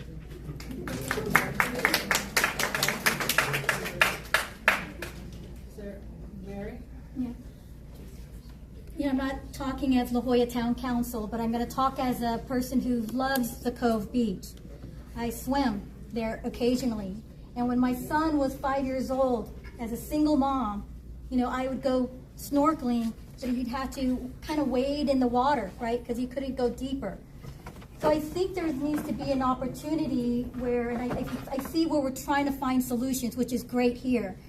But there isn't an opportunity for maybe both sides to try to figure this out together, because we can't completely just close it down. It is a phenomenon just to be able to go there and swim with your kids, like someone who mentioned that, because I've experienced it. I go swimming there, and my little 5-year-old was there. You know, if he doesn't have a snorkel equipment, like you're saying, or he's not swimming, then how am I going to handle my son who's 5 years old while I want to go and enjoy the ocean over at the Cove Beach? So I think there's a happy medium that could happen here and address the evening situation with maybe volunteers like someone mentioned here. Go somewhere else. Yeah. We're putting ourselves We're before going to be here all everyone. night, you guys. That's okay.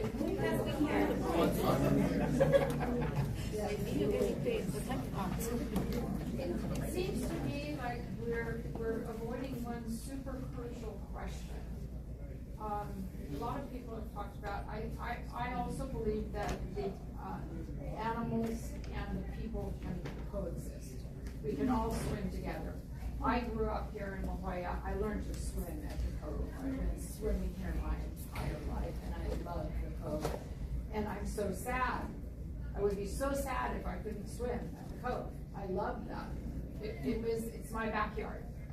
So one of the crucial question here is how many pinnipeds there are. Nobody's asked that. Why do we have 1,000 pinnipeds? That's overestimated. There are. I've counted myself. No. I have stood on Point La Jolla, and I have counted. I stopped counting at 1,000. And I have video footage of it. I think Okay, that's I the on that day that I took, that I counted. So the question is, how can we live together? And and the issue is, why do we have 1,000 inside of this tiny 1 mile radius? I just looked it up. The bays, inlets, islands, and estuaries of the California shoreline are 3,400 miles That's the whole state, right? from Yeah, the whole state of California. And these 1,000 pinnipeds should be spread out. There can be 100, excuse me, but there are often more than 1,000. Okay, you guys. And this is the question. Why are there 1,000 in one place? Could I please have your attention? What is in front of us is a proposal to write a letter as amended. Would you please keep your comments to that subject matter? Yes. Thank you. Okay, we have the swimmers. We have the non-swimmers. The problem over and over again is the tourists. And that is what needs to be addressed. You keep bringing up the kid that kicked the sea lion, which is horrible.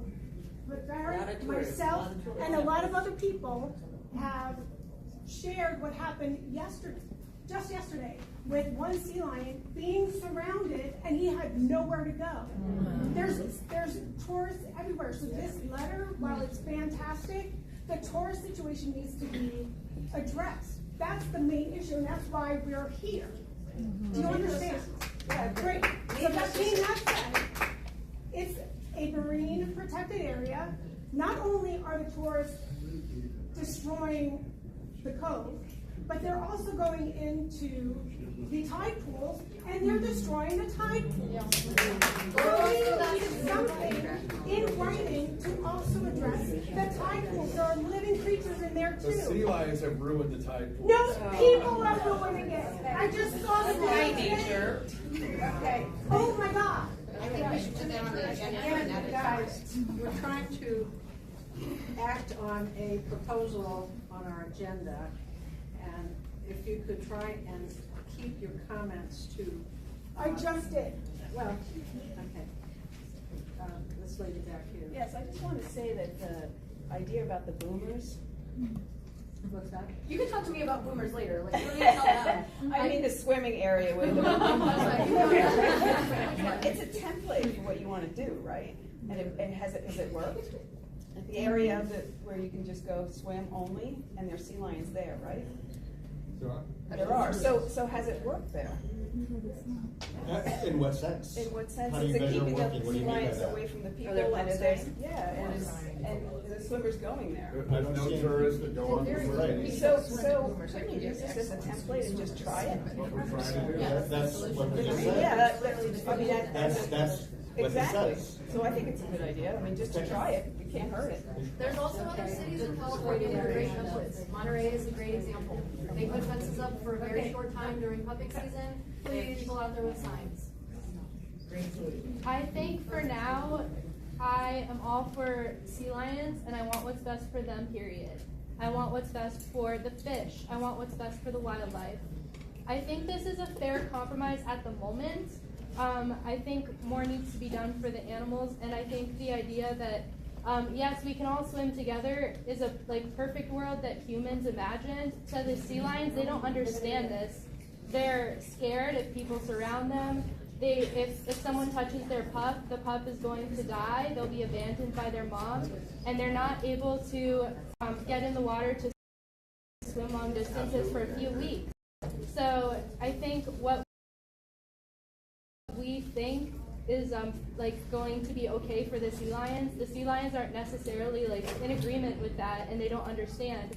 They just want to be left alone. They want to be able to sleep. They want to be able to hunt fish. And I think they're not able to speak for themselves, so we need to be there to protect them. And also, I have nothing against boomers. I think boomers are trying their best. I think you guys are trying your best. And I want us all to have a world where we can live with animals and coexist with animals. And I think all of us want that future. I think it's important for the world. Thank you. You have your hand up.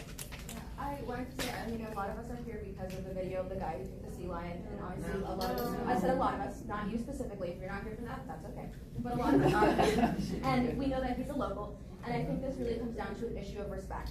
And it's not just the tourists, it's not, a lot of the swimmers here, I've talked to a few of you already, and you have said that you care about the sea lions, you respect them, and that's not what we're here to debate. What we're here to debate, and what you guys are offering essentially is putting in place something that shows, hey, we care enough about our sea lions to do something so that other people don't think that this is okay. Yes. A lot of people have brought up Hawaii and how they treat their turtles, and Hawaii is a shining example of how animal life should be treated. They care about their animals, and it is so important to them.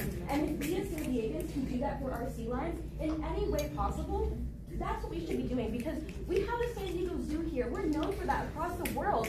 Why do we shouldn't only care about them once they're in the zoo. We should care about them while they're living around, doing what they do best, just existing. And if you personally feel and you think you can swim with them and you're good, cool, whatever, we're not here to debate that. We're here to debate whether people who are not equipped, not trained, not educated, and don't care whether they should be allowed to just walk down those beach steps and do whatever they want. And I think these people are just trying to help us move somewhere forward so that people who do care can be with them in a way that is respectful. And maybe that shouldn't be it, but it's the first step. I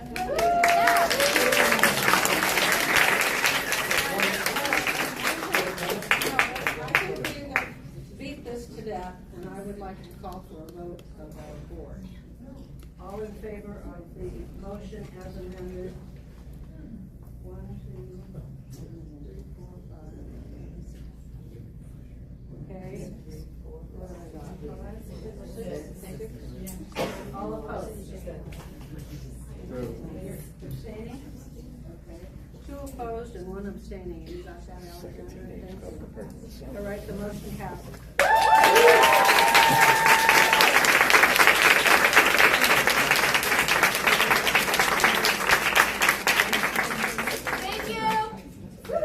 The second item on the agenda is the sidewalk vending at coastal parks and beaches. Bob? Yes.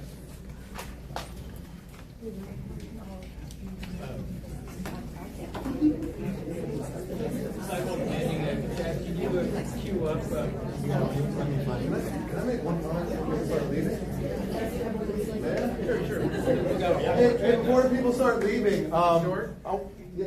very short. I just wanted to say that I think on the other side of the human supremacy, the ones that are here that care about the animals, I'd say we're all here together in this room. Before you start leaving, make sure you network, exchange information, because if we don't get what we want, all we have to do is organize, and we can force it through legislation or pressure campaigns.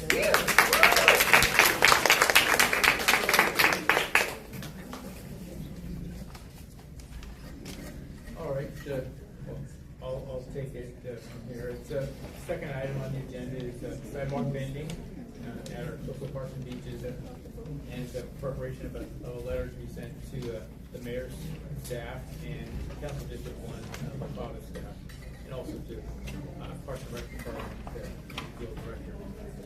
Chaz, if you can queue up. I mean, I had a couple copies of my draft letter, and I have some images of very recent times down at the in this case, Scripps Park in the Cove and the whole sidewalk vendor takeover. The city has the authority to act, and you'll find those pictures. Yeah, can we get that? Sure. Okay. The city sidewalk vending ordinance, it does remain in effect, and it's enforceable along our shoreline parks, beaches, and boardwalks. The gas lamp enforcement issue is different. It was some recent concerns about late night food vendors that had their food carts impounded by SDPD. That part of the ordinance is on a hold. But sidewalk vending enforcement in general, as it applies to parks and beaches and boardwalks, are very much in effect. One little issue on that, one major issue on that, is the enforcement tools may be limited that the city has, and that is the city can only use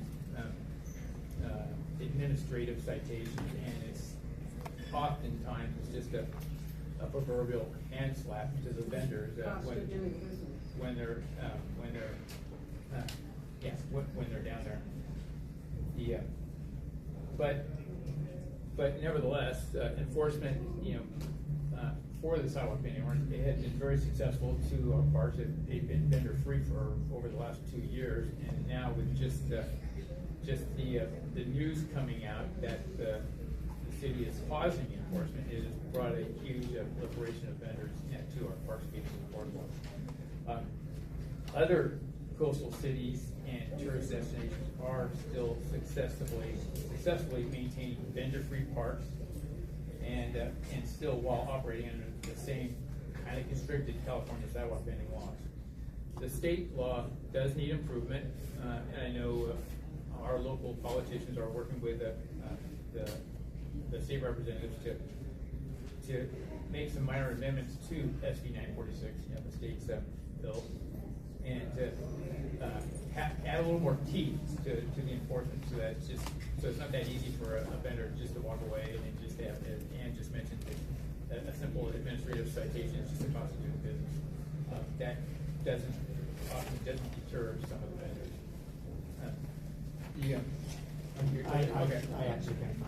I just wanted to show a couple recent examples down at Scripps Park in the Cove, and just I think I heard someone else mention there was counted 60 vendors just down at Scripps Park alone, and it's placed into a swap meet, flea market, completely blocking the and ruining the scenic and natural element of what Scripps Park has been, and it's been that way for over 100 years. It's been a destination point for scenic and natural beauty, and now it's been just completely taken over by vendors. The city here has stopped enforcing these vending restrictions, and like I mentioned, the city has adopted a hands-off approach. So the vendors know it; they're all here. They know they're not going to get in trouble. They know they're not going to get caught. They know they have zero penalties, so it's been a complete vendor takeover. The city can enforce the sidewalk vending enforcement, and they need to do that now. There's, besides just the sidewalk vending ordinance, there's plenty of other city local codes that are being violated that the city can work to enforce on, that can be better tools to remove the vendors from the code. The sidewalk vending ordinance just deals with vending on the sidewalks. None of the vendors are even on the sidewalk. They're all in the landscaping, the grass, or the dirt. And so what that means is commercial vending has never been allowed, unless you had a special use permit, but commercial vending has never been allowed in the city's parks and beaches. And that's one tool that the city can use to further and improve enforcement and to rid vendors. It has nothing to do with anything notwithstanding of the sidewalk vending. Also, there's food trucks, there's ice cream trucks, they're present and they're parked down there, and they're adding to the carnival swap meet street fair that's going on down there. That can be enforced also, again, sidewalk vending ordinance notwithstanding, but those are municipal code violations that the city can act on to remove food vendors. Many of the food vendors that are roaming down there, actually, I think every single one of the food vendors roaming down there doesn't even have a county health or food handling license. So there's those violations also that can be handled by the county. And also, vending out of, I've seen a number of people just vending out of their car, out of their truck, along the sidewalk. Again, all illegal, always been illegal. Excuses from the city that they can't enforce sidewalk ordinance that doesn't really apply. The bottom line is the city does not need to wait for Sacramento to change its state laws to allow the city to have more enforcement tools or better the city's enforcement abilities. We don't want to wait for another summer. We don't want to wait for any more months. The city, again, has plenty of opportunities to do enforcement now.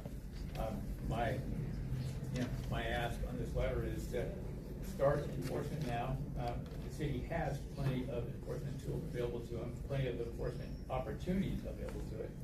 And what is missing is simply just consistent enforcement from the city and the political will by the city to use their enforcement. There's a couple of images.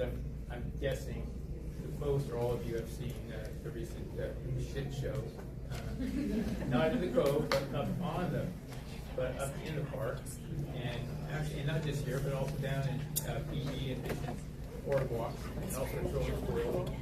Less so at Balboa Park. That doesn't seem to be getting the vendor shit show right now. But anyway, I knew you directors. I shared a draft letter of what to send to Council District 1, also the mayor's staff, and also to the director of Parks and Recreation. And I'd like to make a motion to accept that draft. Is there a second? Right here. Jonas, a second, okay, conversation, discussion? Yeah, any Yes, I discussion do or have a questions? comment, if I may. Yeah, please. A lot of people talk about Hawaii, the example that they gave to us, and in Hawaii, the parks are very precious. The parks are for people to go and enjoy the view and bring your own picnic and enjoy some time. So there is a lot of local people over there who put some little plaques and made and all that, but there is an ordinance. And I really would like to see the parks to the people, and to just go over there and bring your food and, share with your friends and, so that's my taking. So I fully support this. Any other director questions or comments on? What exactly is the motion? To accept this draft letter as I've written and shared with you. I can provide you another copy. I know Chaz had presented a copy up there, but that draft copy was shared with you. But it was attached to the original. It's just again, to send a letter to the city to resume enforcement now, and to remind them they have plenty of enforcement tools and opportunities to rid the parks of this illegal campaign. That's what the letter is about. I'll take any questions or comments. Start with that. My comment would be to list all the different types of violations that you believe the city could enforce. Because I know when a lot of cities wanted to stop skateboarding, they found ways to do it with littering, smoking, drinking, all these other things surrounding that audience, and they were able to stop and change the way things were being done. So I would encourage you to put a list of every one of those ordinances that there is being violated, and then I would encourage anybody in this room to go up in front of the city council meeting in the public comment section and say, I want a report that shows me how many littering citations were issued from June 10th to August 10th in this zone. The city has to provide that, and what I found in Carlsbad is we had no violations. And yet, I live 2 blocks from the beach, there's trash everywhere. So I think you can put a little more defined effort into that letter, and then it gives the citizens a tool to question directly what it is that the city's doing. Good idea. I have a proposition to help. There's an open air market on Sundays from 9 to 1. Possibly making that longer would give people more chances to earn an income that need that money. Because those people who are bringing their food are people, and those are people too. And it would give them that chance to maybe not be there another day if they had more time on Sunday. Or maybe 2 days to have something like that. Again, I'm someone who genuinely is looking for compromise. I know I feel difficult, but I am here to compromise and find something that's beneficial for everyone. Any other? It's fine. No, she goes first. All right. Why did they stop disbursing? Am I just naive because they didn't want to pay for it? That's part of it. 2 reasons: lack of funding. There were some many of the ranger positions that were focused on enforcement. They were eliminated. There's also just what I mentioned. Problems at Gaslamp Order and SPD enforcement there, and then also it's been a challenge for the city. You might want to have him answer it. To enforce It's also arguable that just writing a ticket to somebody who's just gonna pay it and keep on doing what they're doing. And I was going to. That pays for enforcement, doesn't pay for itself. But the fact that this never, they announced, we're Why don't you let not the going city to enforce it anymore, that just negates. The city. Well, all right, well, thank you. I'll go next. Okay, Joaquin. That's an excellent question. So in brief, city is currently under a court order not to enforce certain provisions of the sidewalk vendor order. That's why we're seeing this most recent issue. So the parking appreciates the good Department of Housing vendors, carts and merchandise. That's why you're seeing the issue addressing that most recently. That is still a lawsuit that's ongoing. So when I say the city is actively defending the sidewalk vendor ordinance, that's what I'm referring to. Those are two different things. I believe what Bob is referencing in the letter is looking at other aspects of the San Diego Municipal Code that the city could enforce.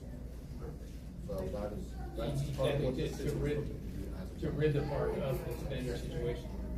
Yeah, enforcement of other city codes that have more teeth that can help enforce the takeover. Thank you guys, that's perfect, that's explicit.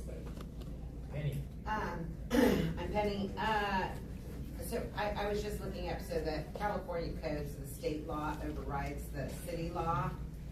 What about a proposal to prevent, and this is maybe some people, we don't do the fireworks there anymore anyway, so what about no tents? We just put a stop to having tents in the park. Well, to me, tents and the tables and the takeover is only part of it. It's just, again, wanting to keep the park commercial activity free, and leave it to for public enjoyment and for, in this case. No, I'm looking at a workaround here. Just saying enforce that as one of the ways to get vendors to not keep them out. No one wants to stand there. Otherwise they'll be I think that would be actually probably against the California state law, SB 946, and not allowing vendors to set up their tables. Well, no, just and we've seen this in other cases. I think they were doing some, not allowed to have fire pits because somebody could step on the poles and it was a safety issue. Well, sometimes the wind blows in La Jolla, and those things could get knocked over and poke somebody's eye out. I'm just saying, as a safety preventative action, no more tent pits. Yeah, and I'm not looking to change the current code. I'm just looking for enforcement. Enforcement of the existing code. I thought you said there were things they could enforce, but. Yes. And they're under court order not to? Certain things. Yeah, there's certain parts of the sidewalk. I don't want to waste anybody's time, but like, what is enforceable that they're not enforcing? What? Is there anything they're not doing? Well, they're set up physically, they're not even on sidewalks. They're in the park, for example, and that's just straight. Was your piece that downtown? They're also taking up more space than what's regulated. They're also blocking access. So there are avenues where just nobody's pulling the trigger? Correct. That's what it's writing the letter for. So that's what the letter's doing? Yes, exactly. Send it. Thank you. Shane. It's about, along the lines of what Penny's saying. She's talking about something being a little creative. I noticed that when the Lawyer Conservancy was PO'd that the vendors were ruining the lawn they paying all that money to put in, they cordoned it off and put some notices up, and there's no vendors there now. What would be a good solution is to do that in the entire circumference of the park,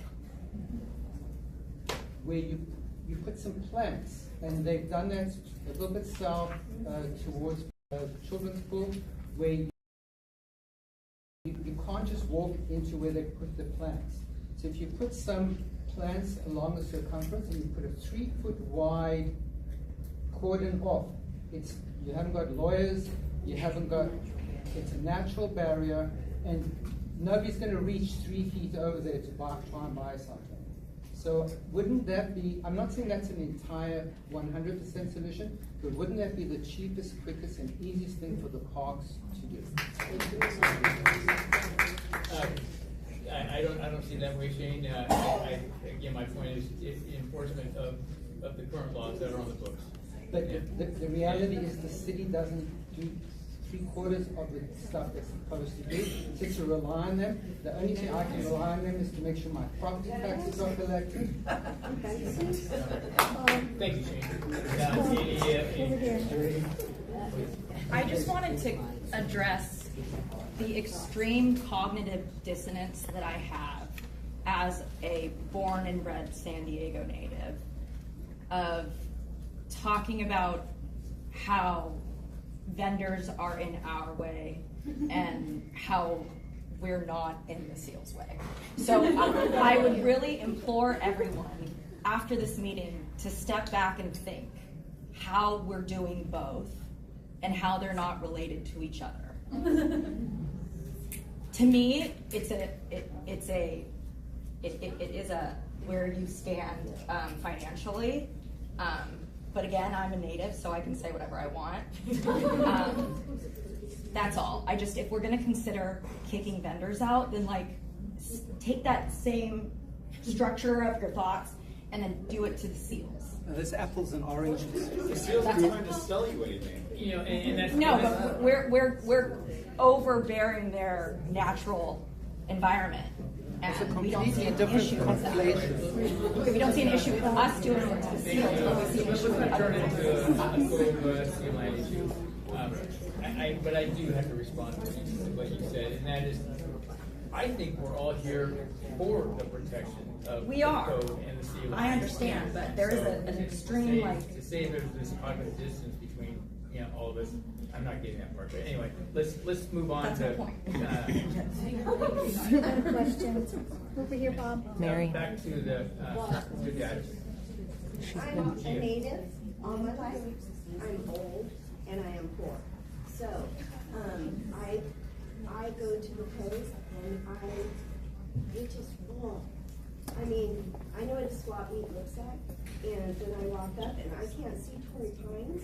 It makes me so sad. Okay, It makes me so again, sad. I want you to think about what I just said. Yeah, I love the sea lions every day. We're not having a discussion here. It's either you're addressing us or any other thing. You have a comment about that? Gosh, Mary. I was going to kind of go off of what Barrett said earlier. I don't see any reason why we shouldn't allow these vendors, like what you were saying, right? There's 1,000 vendors on this area, right? That's over 1,000 people who are in need of an income in some form or way. And similar to what she was saying, how can we say that we have the right as a human to trample on whatever we want at the expense of whatever, but we're not allowing these humans to have an opportunity to also make a living. It's not a way of life that you want to pursue, but there are legal ways. But why are we making it illegal for these people to have an opportunity in Because an there economic are society? stores in the whole village that pay rent year round. They pay for the employees. How can people have an opportunity? No, I was already speaking. Attention. Thank you, James. I'm just saying, there's no reason why there shouldn't be at least just one designated day in a designated area for these people to come together and to be able to do this. It should be.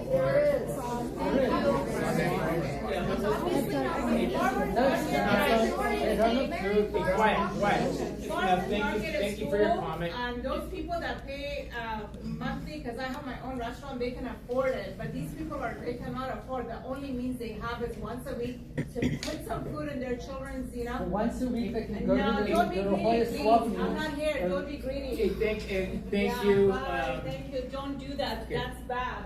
Bye. Okay, attention. Is this about the Yes, not about the item? yes. Okay. And you're talking about you're addressing me. You're not getting in discussion with other people. I have no business, in La Jolla, but I know that there are a lot of businesses in La Jolla that have, they pay rent, they pay taxes, they pay a lot, to have a storefront.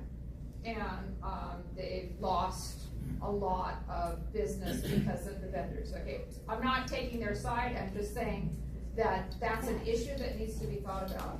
And the other thing, I was wondering, like, how do they, there might be a really good solution, like Balboa Park has a really good, lottery system, right? So there's a lot of people that sell or play instruments or whatever, and they don't want the whole park to be just inundated, so they have a lottery system there, where if you put your name in at the beginning of the month and it's drawn, right, and then an X number of people are allowed to sell and also play music. Thank you, Niall.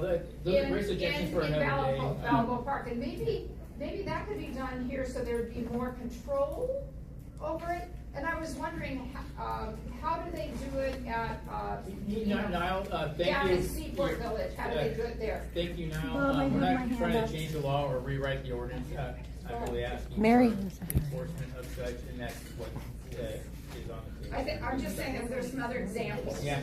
Boss, Mary's had her hand Well, on. I think we're all ready. We'll have Mary. comment. Mary, brief, please. Sure, so the letter, we mentioned Senate Bill SB 946. 946. So on the state legislation side, what we should have is what local authorities cannot do, right? So local authorities cannot require sidewalk vendors to operate in a specific area. They cannot prohibit sidewalk vendors from operating in public parks. There's actually a bulleted list of this. But what they can do, and this is on the state legislation side, what local authorities can do, and one of the bullets that I pulled out is require sanitary conditions. See, it's not just food vendors that are out there, right? It's also people with retail, artwork that are out there. So I think for food vendors, most restaurants, because we have small brick and mortar businesses on our council, and they put out a petition recently on change.org for a balance. They're not saying, hey, let's take away from the small businesses who can't afford a brick and mortar. They're saying, let's find a balance, because we're paying lease, but we also understand their situation who's trying to make a living at a smaller permit fee, right? But for the food, we're looking at, when you're talking about sanitary, you walk down there, I have my food manager's food license for my business. And that one requires you to hold food at a certain temperature. There's a certain control. So maybe when it comes to food, we can look at the sanitary part, a human health services permit. But when it comes to maybe the retail part, the henna, the art, the t-shirts, those are things that I think we need to address in your letter, the do's and the can do's and can't, right, of authorities. Got it. Thank you, Mary. Anything else about the letter to the city? Bill, yes. There's one more thing about the vendor. That is, they are not following the law and collecting sales tax. We all know the city needs money. They talk about raising the sales Right, tax. another violation, right? Vendors do not collect it. All the stores around town here collect sales tax. Certain food is exempt and must be eaten. And the city needs to get in touch with the California Franchise Tax Board and say, please help us get our money, because the state's not getting their money either. When you make these vendors, no one's enforcing the sales. You're right, that's another avenue of enforcement, is the franchise tax board for tax funding. Anything else that hasn't already been heard on this letter? Because I think we should go to vote, right? Yeah. You're ready. Okay, could I have, all in favor of the motion to send this letter? 1, 2, 3, 4, 5, 6, 7, 8, 9. I think we're unanimous. Okay? Thank you all. Okay. Whew.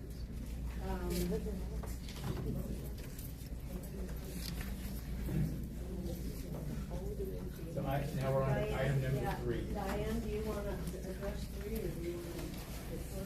Well, I think we can do this in a very broad, blanketed way.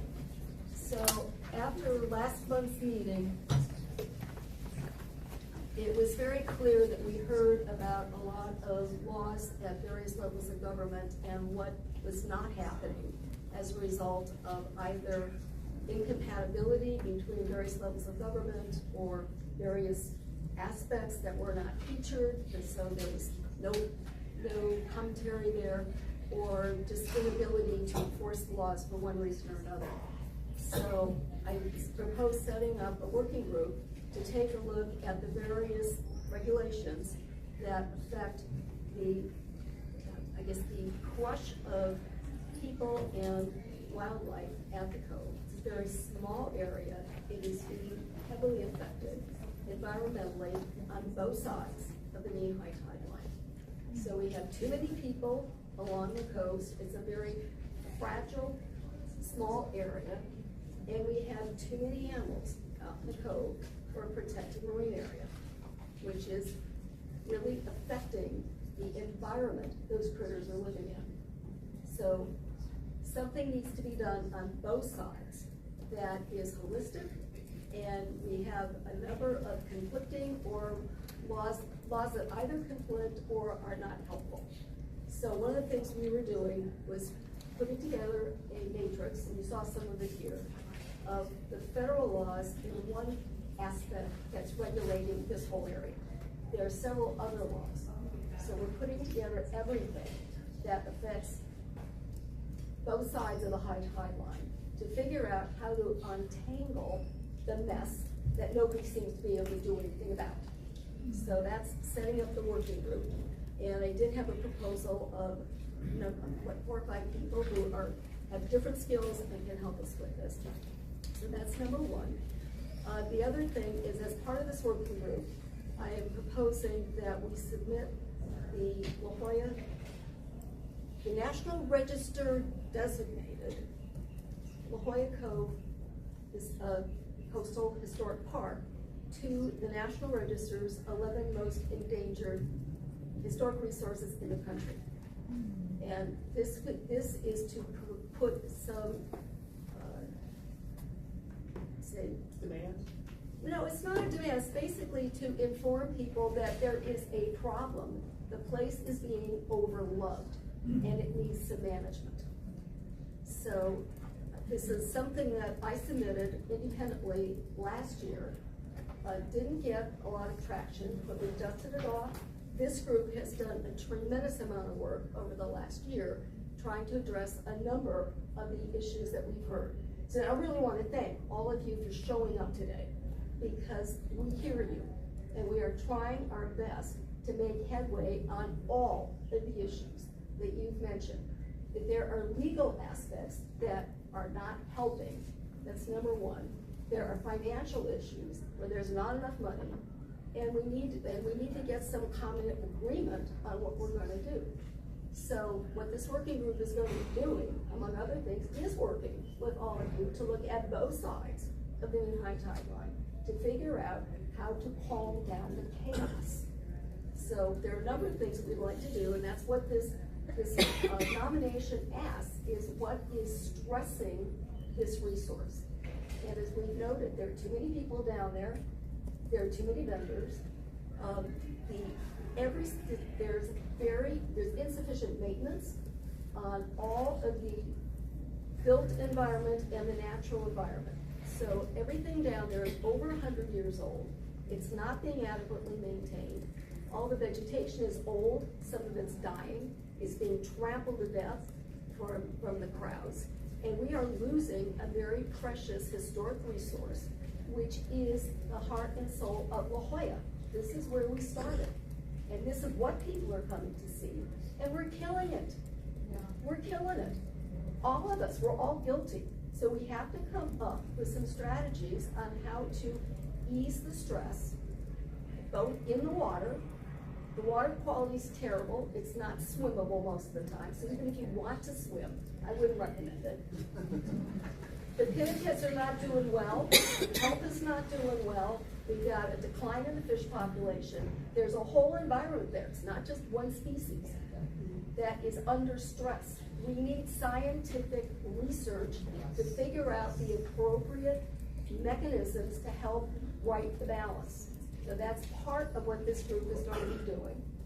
And we've reached out to some marine scientists who are going to help us We are going to be using students at SIO. If any of you want to help us, we're going to be doing some monitoring from the general public to help figure out what's gone off the charts, how do we get it back into balance. And the same thing with the historical resources. They're under stress. We need to have this stuff fixed up. It's in really bad shape. We love the tourists. They do provide income, but we've got to manage how many of them are there at any particular time and spread them out. Everybody's in one spot and they're destroying the area. So like, what are they coming to see? It's a mess. So, right? And I travel all over the world with National Geographic and top marine scientists, and every single place that is a major tourist attraction is managed. You don't get to go in and just show up and do your thing.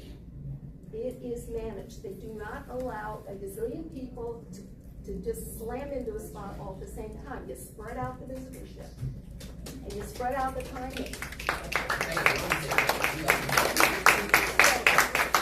Nobody's managing. So that's what we want to do, is come up with a management plan that allows everybody to enjoy it, but to enjoy it in a managed way. So everybody gets to do what they want to do. You can visit the Pinnipitch, you can swim, you can sit at the park and have peace and quiet, etc. But nobody's managing at this point. So that's what we're going to do, is come up with a plan. Anyway, that's the point. And I was asking if this group would endorse sending in this nomination. And there is a whole plan it will be up on our website. It will be going in shortly. And I'm going to be going to all the other groups in La Jolla, asking for endorsement to get some national support for this, and hopefully some funding to help us address a number of the issues we are all facing. This is the letter about the 11 most endangered historic places program. Correct. So there are two issues. One is just setting up this working group to start doing research, some on the legal aspects. Yeah. And then the other is we're going to be sending in this nomination, and that is calling for a tourism management plan and some scientific data on the code to update what needs to happen there. And it goes to whom? It goes to the National Trust. Because it's not on my copy. Is that what you've got is a draft? Yeah. So that's basically the general idea. These can be submitted between September 1st and October 1st. And since we meet so late in the month, I wanted to at least get this board, get a sense of this board, whether you would support sending this nomination and a letter of support as part of our activities. And what is the practical effect if the nomination is accepted? National publicity. So. More national publicity. Okay, so maybe just move this along until make a motion. Yeah, so I'm just asking you to, the nomination is there, I think I gave it to all you guys, it's a draft. So there's stuff that you want to see changed, let me know. And we have a draft letter, and we can change that as well, so next month we can act on it. And set up the working group. Yeah. Do I have a second for those two? Okay. You got the second there? Lots of seconds. It's over there behind you. Lots of seconds. Yes, Marie. Okay. All right, any further questions or comments? All in favor of the motion? Any opposed? Okay, another anonymous. Unanimous. Anonymous, yeah.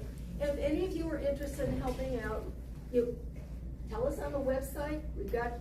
Give us your names, your contact information, because I'm really pleased to see you. I'm wondering, where are the younger people in this community? You're right, all of us are old. And we're here because we don't have anybody to take our place. We're waiting for you. So step up and help us out.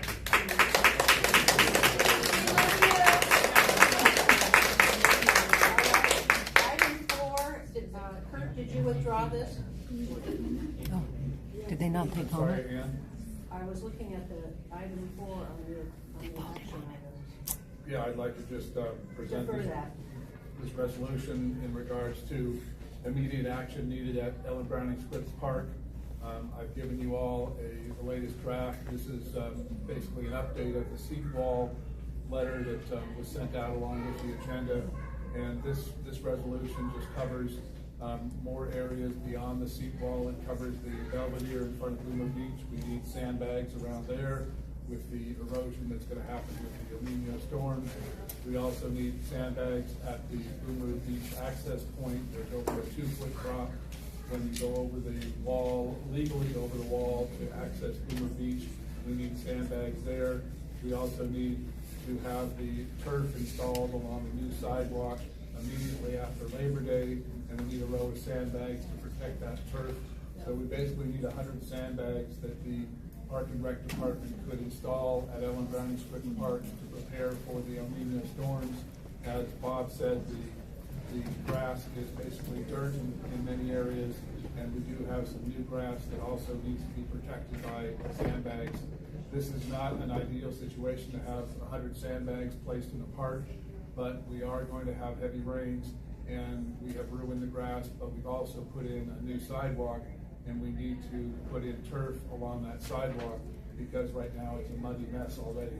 So this is just simply asking the city to prepare Ellen Browning Scripps Park for the coming El Nino storms and to install 100 sandbags in the areas that we specified here.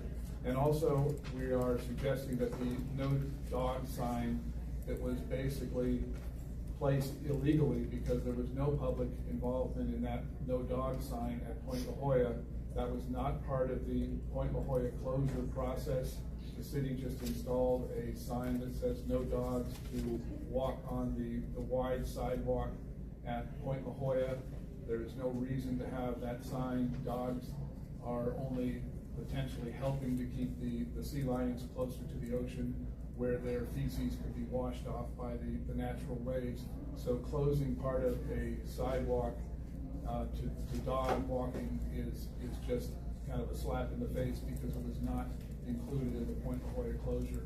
So that is part of this letter, and we're just asking the city to maintain the park in this emergency measure with placing sandbags at the locations that are specified in the letter here. Okay, I'll treat that as a motion. Is there a second? Okay, Diane, a second. Any discussion? I'll start off. I like everything that you said, Kurt, down to maintenance and care for sandbagging and that whole undermining that's happening along the walkway there, below the seawall, and you're addressing the other areas of the park that need preparation for possible upcoming storms. I'm not with you on the dog part. I think you're misinformed that the no dogs sign is only referring to no dogs allowed on Point La Jolla. No dogs allowed over the wall. Dogs are allowed on the regular walkway, the regular pathway, all around the park and in the park. Well, with restrictions. I mean, dogs can't be there during the day, as our dogs are not allowed in other parks and beaches during the day. And of course, they must be released. But I think that no dog sign you're referring to is solely about no dogs over the wall. I looked at it again today. It doesn't say anything about the wall. It's just no dogs, and it talks about the walkway from here to here, and it specifies that dogs are not allowed to be walked on that sidewalk. It's a confusing sign, I agree, but it doesn't say anything about over the wall. It looks to me like it is on the sidewalk, it is right there, and it was not part of any public discussion. Was it that sign?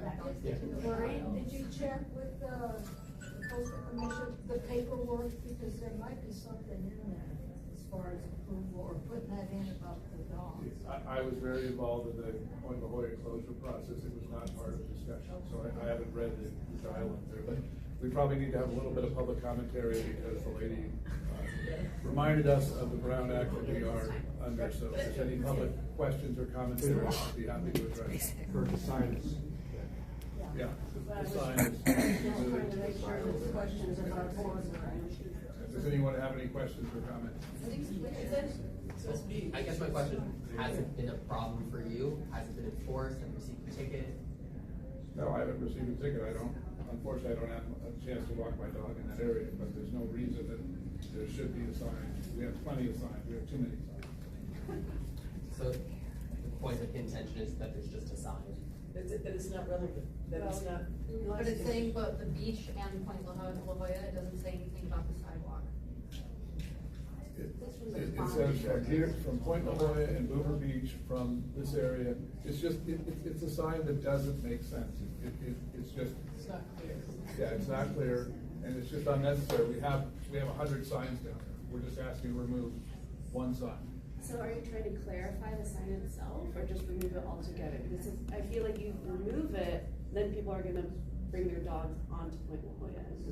Point La Jolla is closed. We know it's closed. People don't let their dogs loose. It just doesn't happen. It's just, people should be able to walk their dogs on that sidewalk without. The sidewalk, yeah, the sidewalk is fine, but I'm saying, if you do take it off, people may sometimes bring it even to La Jolla Cove. I have seen people bring it regardless if there's a sign or not. So having no sign at all, I feel like people wouldn't understand that. I agree. I think the sign. We know it, but people that are visiting do not. And we've established for us that people who are visiting seems to be more of the problem. So I also agree this one sign seems to be a non-issue. It should probably stay there. Well, would you entertain? Or to clarify. We can remove that reference. The sandbags are the major issue that we need to get the park and rec involved with. And if Bob suggests the sign is not confusing people, I think it's confusing. And I believe. Yeah, we have so many signs, it's just incredible. It's confusing too. I mean, there's 4 signs, there's 4 signs around that one sign, there's 4 other signs. So it just was not part of the Point La Jolla closure process to talk about closing the sidewalk. So the motion may be, all we wrote about, pre-maintenance, work on Swift Park, and strike the dog sign. That's fine, that's fine. Or maybe ask for clarification on the sign.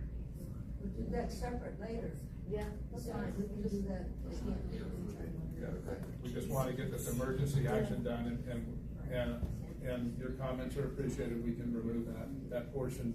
So that's the motion that's on the table right now, to revise this letter and just focus on the maintenance, the seat wall, trying to save the seat wall from the El Nino storms by putting sandbags under the seat wall and around these areas, including the Belvedere and the new sidewalk, and instructing the city to install the new turf along the new sidewalk directly after Labor Day and protect that new turf with the sandbags.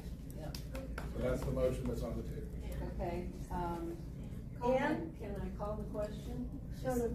You know, the actual name that's registered with the National Register is the Low Masonry Wall. It has an official name. And so I think in the letter it includes. Instead of the seat wall. Okay. Yeah, I've never heard of the seat wall either. Low masonry wall. We got it. Thank you. And All as right. a seconder in the motion, I accept the amendments. A second, okay? All in favor of the motion as modified? Any opposed? Okay. Now, Shona, do you want to take the Wellevue Point draft agreement and defer it? Or do you want to make a comment? Yeah, I mean, the draft agreement regarding the restoration of the stairs at Wellevue Point was sent out with the agenda. And we are it's still in draft form, and we're still going to meet with the head of the La Jolla Coastal Conservancy on the details of that agreement. And so it'll be a subject of the future agenda. Yeah. Yeah, I think I so. This is agree. long enough, and I know Bob has some thoughts, so that rather than do it at this hour tonight. It's not ready for prime time. Yeah. Okay, so that's deferred. And then, back to the working groups. Yes. The slow barrier project. no report, and I see Debbie Adams has survived this Survived marathon. Debbie, yay! How's our class for you? Heading inland, I just need to report that we are beginning to document the usage of Bay Avenue Extension bike path with the hopes of getting a request validated for repairing the potholes, particularly at the south end. It's very dicey there, and we have asked for the pothole repairs since last April, so we're still pulling on more data maybe. Another half day of volunteer work at Starkey Park. We'll finish removing the dead brush and plant more natives. Sunday, we have a group of volunteers at the entrance/exit at Nogma Street, where right now it's very poor visibility due to the overgrowth. So we're going to be taking that out and making it much safer. And also, like everyone else, we are assessing the erosion risk along the path. We've identified 13 places that are subject to erosion with the advertised rain coming. So we will be using private donations to bring in mulch, straw wattles, and rocks at the most difficult places, because if we don't, mud and rocks are going to cover the bike path, and that's not going to be good for the increasing usage, which we're thrilled about, but we need to address it now. That's it. That's all. Thank you. Thank you. Okay. Alexandra, do you have anything you want to report about? Yes, I do, and it's not a request, it's just an information item regarding our picnic grove at Scripps Park. That's a second project, and thank you for the people who believe on that a few years back. I'm personally working on this project since January 2023, and it takes a lot of determination and faith and support from our group. But the city scheduled a pre-construction meeting for September 8th, right after the Labor Day, and we're scheduled to start the construction on September 14th. The construction is going to take approximately 30 days, plus some punch list item that the city, that is inspections. This is very comprehensive. We cannot just go over there and build anything. So the city is going to inspect, and then we are looking forward to have you guys bring your own picnic over there. Bring your own lunch over there. It's a really cool spot. We have already one very successful one, first one, and now we are doing a little bit north of that, the second picnic grove at the Scripps Park. So thank you all for standing by and believing that this project can really be accomplished. Alexander's been very much persevering through all this. But yeah, we're there. And I want to thank all of you guys who came in here for different reasons, but to stay here and actually see which kind of work we do. And now we are volunteers in here, and we do a lot of stuff, you know, and Debbie is, dedicated. Maybe we are not young. I heard a comment about, we are very old people board, but you know what, we are volunteer all the time, and we are really doing our best to provide a great park and great facility for you guys. And we always are looking for new people. Yes, yes. Our bylaws have Absolutely. no age relation in our bylaws. Yeah, no, we're always looking for new. As you can tell, I mean, we're not even done yet.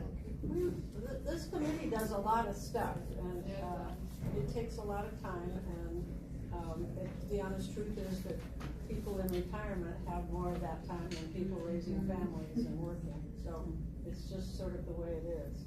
Yes, can I help you? Debbie had mentioned some areas on Fay, but I noticed driving out, it's that Prospect thing here, there's a bush that's growing over the sidewalk and into the bike lane, and so people are walking out into the street and bicycles. Now, Get it done app is actually pretty helpful. so take a picture and send us The city gets it. Yeah, but Debbie might be able to give you some ideas too. Let me move on. Yeah. Coastal Trail, you got anything you want to say, Chad? Yeah, quick update for people who don't know what this is all about. We have a project to improve the signage from Coast Walk Trail all the way to the tide pools. As you know, most of the signage out there now says go away, stay home, no fun allowed, and stuff like that. We intend to change it to things like wayfinding, like, you know, how far is it to the tide pools, what creatures am I going to find there, where are the restrooms, things like that. Something more along the lines of what you would see in a national park. So the next item of interest on our agenda is that we have a meeting with Andy Field and his crew next week, and the items on that agenda are to look at the inventory of signs, which you see on the screen here. We have all the signs out for that 2-mile stretch listed here, and some are beyond legibility, so we want to remove some, we want to repair some, and we want to remove, replace, and also, as I said, enhance the whole situation. So anyway, we're looking at the agenda items with that meeting. Look at the inventory, identify vendors and suppliers who will do the design work, the fabrication and the installation. Also consolidate the sort of decision-making process of how signs get put out there so that they don't get put out there just arbitrarily by somebody who says, hey, we should have a no dogs allowed sign out there. And finally, finalize our agreement on the 7 wayfinding signs that we have proposed earlier. And that's it. So big news is meeting with Andy Field next week and his group. Thank you, Chaz. I think the historic district, Whaleview Point Stairs has already been mentioned. I'm sorry, I think the lady had a. I just had a question about the sign thing. About what? The signs that you were talking about. Oh, I'm sorry. Yeah, it's okay. Are you gonna be discussing at all, like, designing new signs, or are you Yes. thinking of just picking signs from No, an already established group of signs? The idea is really to completely rebrand the entire Yeah, experience. okay. My one thing that I just want to bring up that I would hope you keep in mind, especially if you're going to be doing wayfinding for the tide pools, which are an extraordinarily impacted area, is if you're going to put pictures, things that anybody from any language background can see and understand, starfish, creatures, slugs, whatever, I hope that you will also include universally understood warning symbols, like do not pick up, do not collect, things that are not words. People don't read signs, but if they look at the pictures and they look at the warning symbols, those should both be there. Yeah, a sign that doesn't contain warnings, or like that you are breaking the law if you remove things from this area, that is a huge disservice to the coastline. Yeah, that's part of the problem right now. Yeah. And that is in the plan, as well as QR codes pointing to a website where you can read about this in your native tongue. Great, yeah, just not, I would hope there's both, not one and not the other. Right. But even children can understand it, yeah? Yeah. Okay, thank you. Item 6, no report. 7, no report. 8, bylaws work group. Guys, no report. Oh, good. Well, we have a working group, and we're talking about the bylaws, and we're talking about increasing the geographic area potentially to try to increase our membership. Right now we have representatives from Guy's group, from various groups, and we also have folks that work in La Jolla. But right now there's a La Jolla residency that's included in our bylaws, and we want to open that up more and include more communities, whether it's UTC. I live in Claremont. Others live outside of La Jolla area, so we are working on our bylaws. Currently, we ask people to sign the guest list because our current bylaws suggest that you are required to attend 3 meetings, and then your name can be considered to be a director after you attend 3 meetings. We only have elections once a year according to our bylaws now, so we're looking at changing our bylaws because, as the comments were heard, we do want to have more diversity and more inclusion in our membership. So when are elections? The elections are typically in January. And you can get all the information on our website.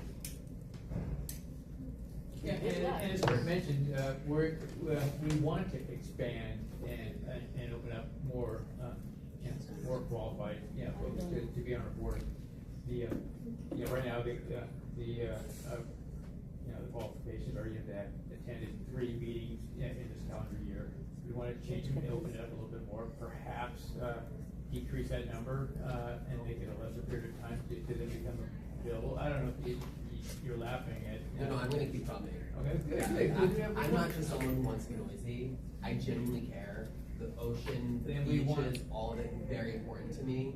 I don't like when beaches get dirty. I don't like when they're overrun. I mean, I'm very much on your page. I know I feel difficult, but sometimes you have to be noisy to get things moving. Yeah. But anyway, that's As you important. can tell, we've got a lot of balls in the air. It's amazing, for a simple little area, there's a lot going on. Expanding our board is important to us.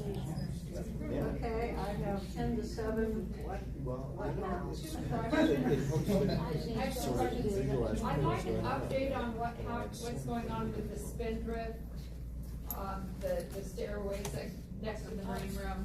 That's not our jurisdiction. Yeah, that's La Jolla Shores. Oh, okay, so you don't deal That with was it. Janie Emerson All right. was here earlier. Okay.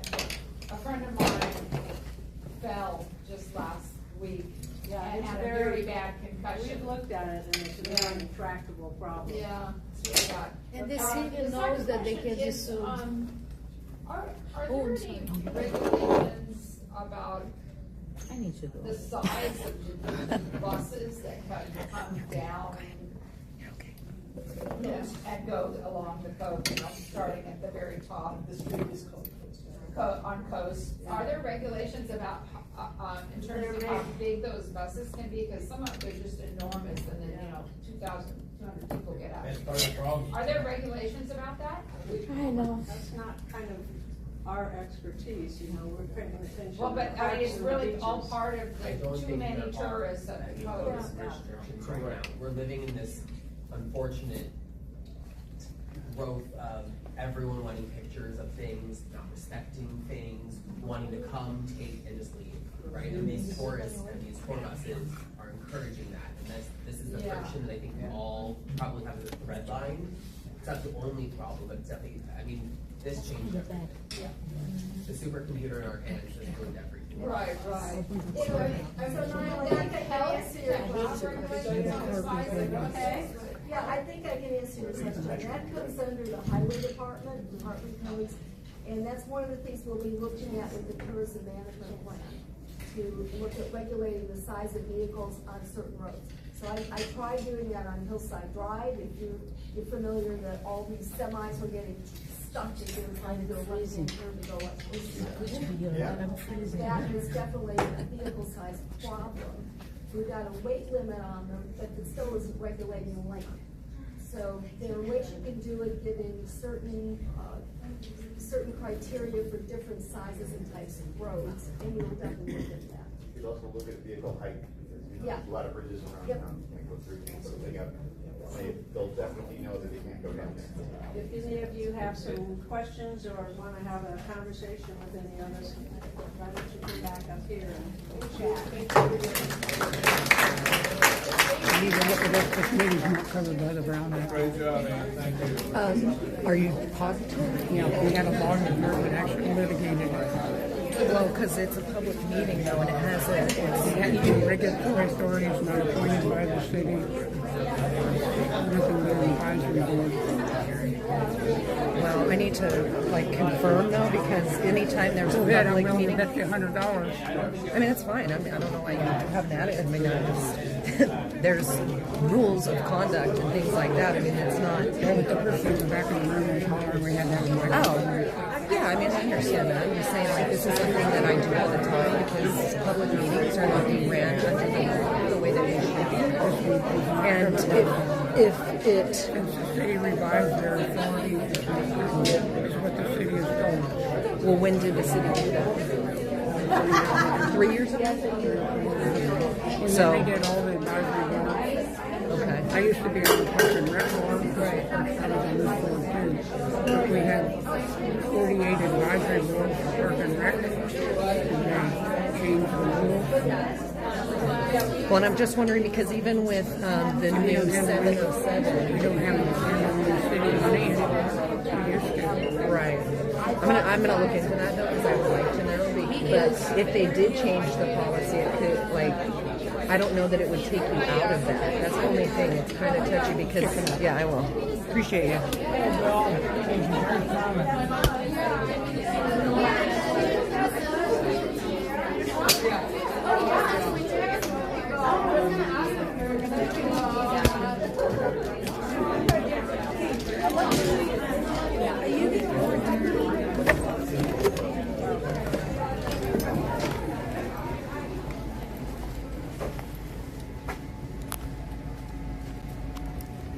So what an interesting meeting, and I'm going to have to look into that as far as the Brown Act and that actual board goes. But what was also interesting, I had somebody call me over and tell me that they didn't want me to film them because they were asking a question about the vending stuff, and it's like, you're in public, there's surveillance cameras all over this library. When you go outside, like the news was here, the Union Tribune, they were all filming, and she wanted me to go in and edit her out, and I'm like, it's live, I can't. I went out to a bunch of different platforms, so you know, there is no expectation of privacy in the public, so maybe you shouldn't, you know, be more mindful. I don't know. Anyway, it's never a dull moment in San Diego. God bless. This will be interesting to see what happens. I'm going to continue to cover the La Jolla Cove, because once I heard about the deputy DA's son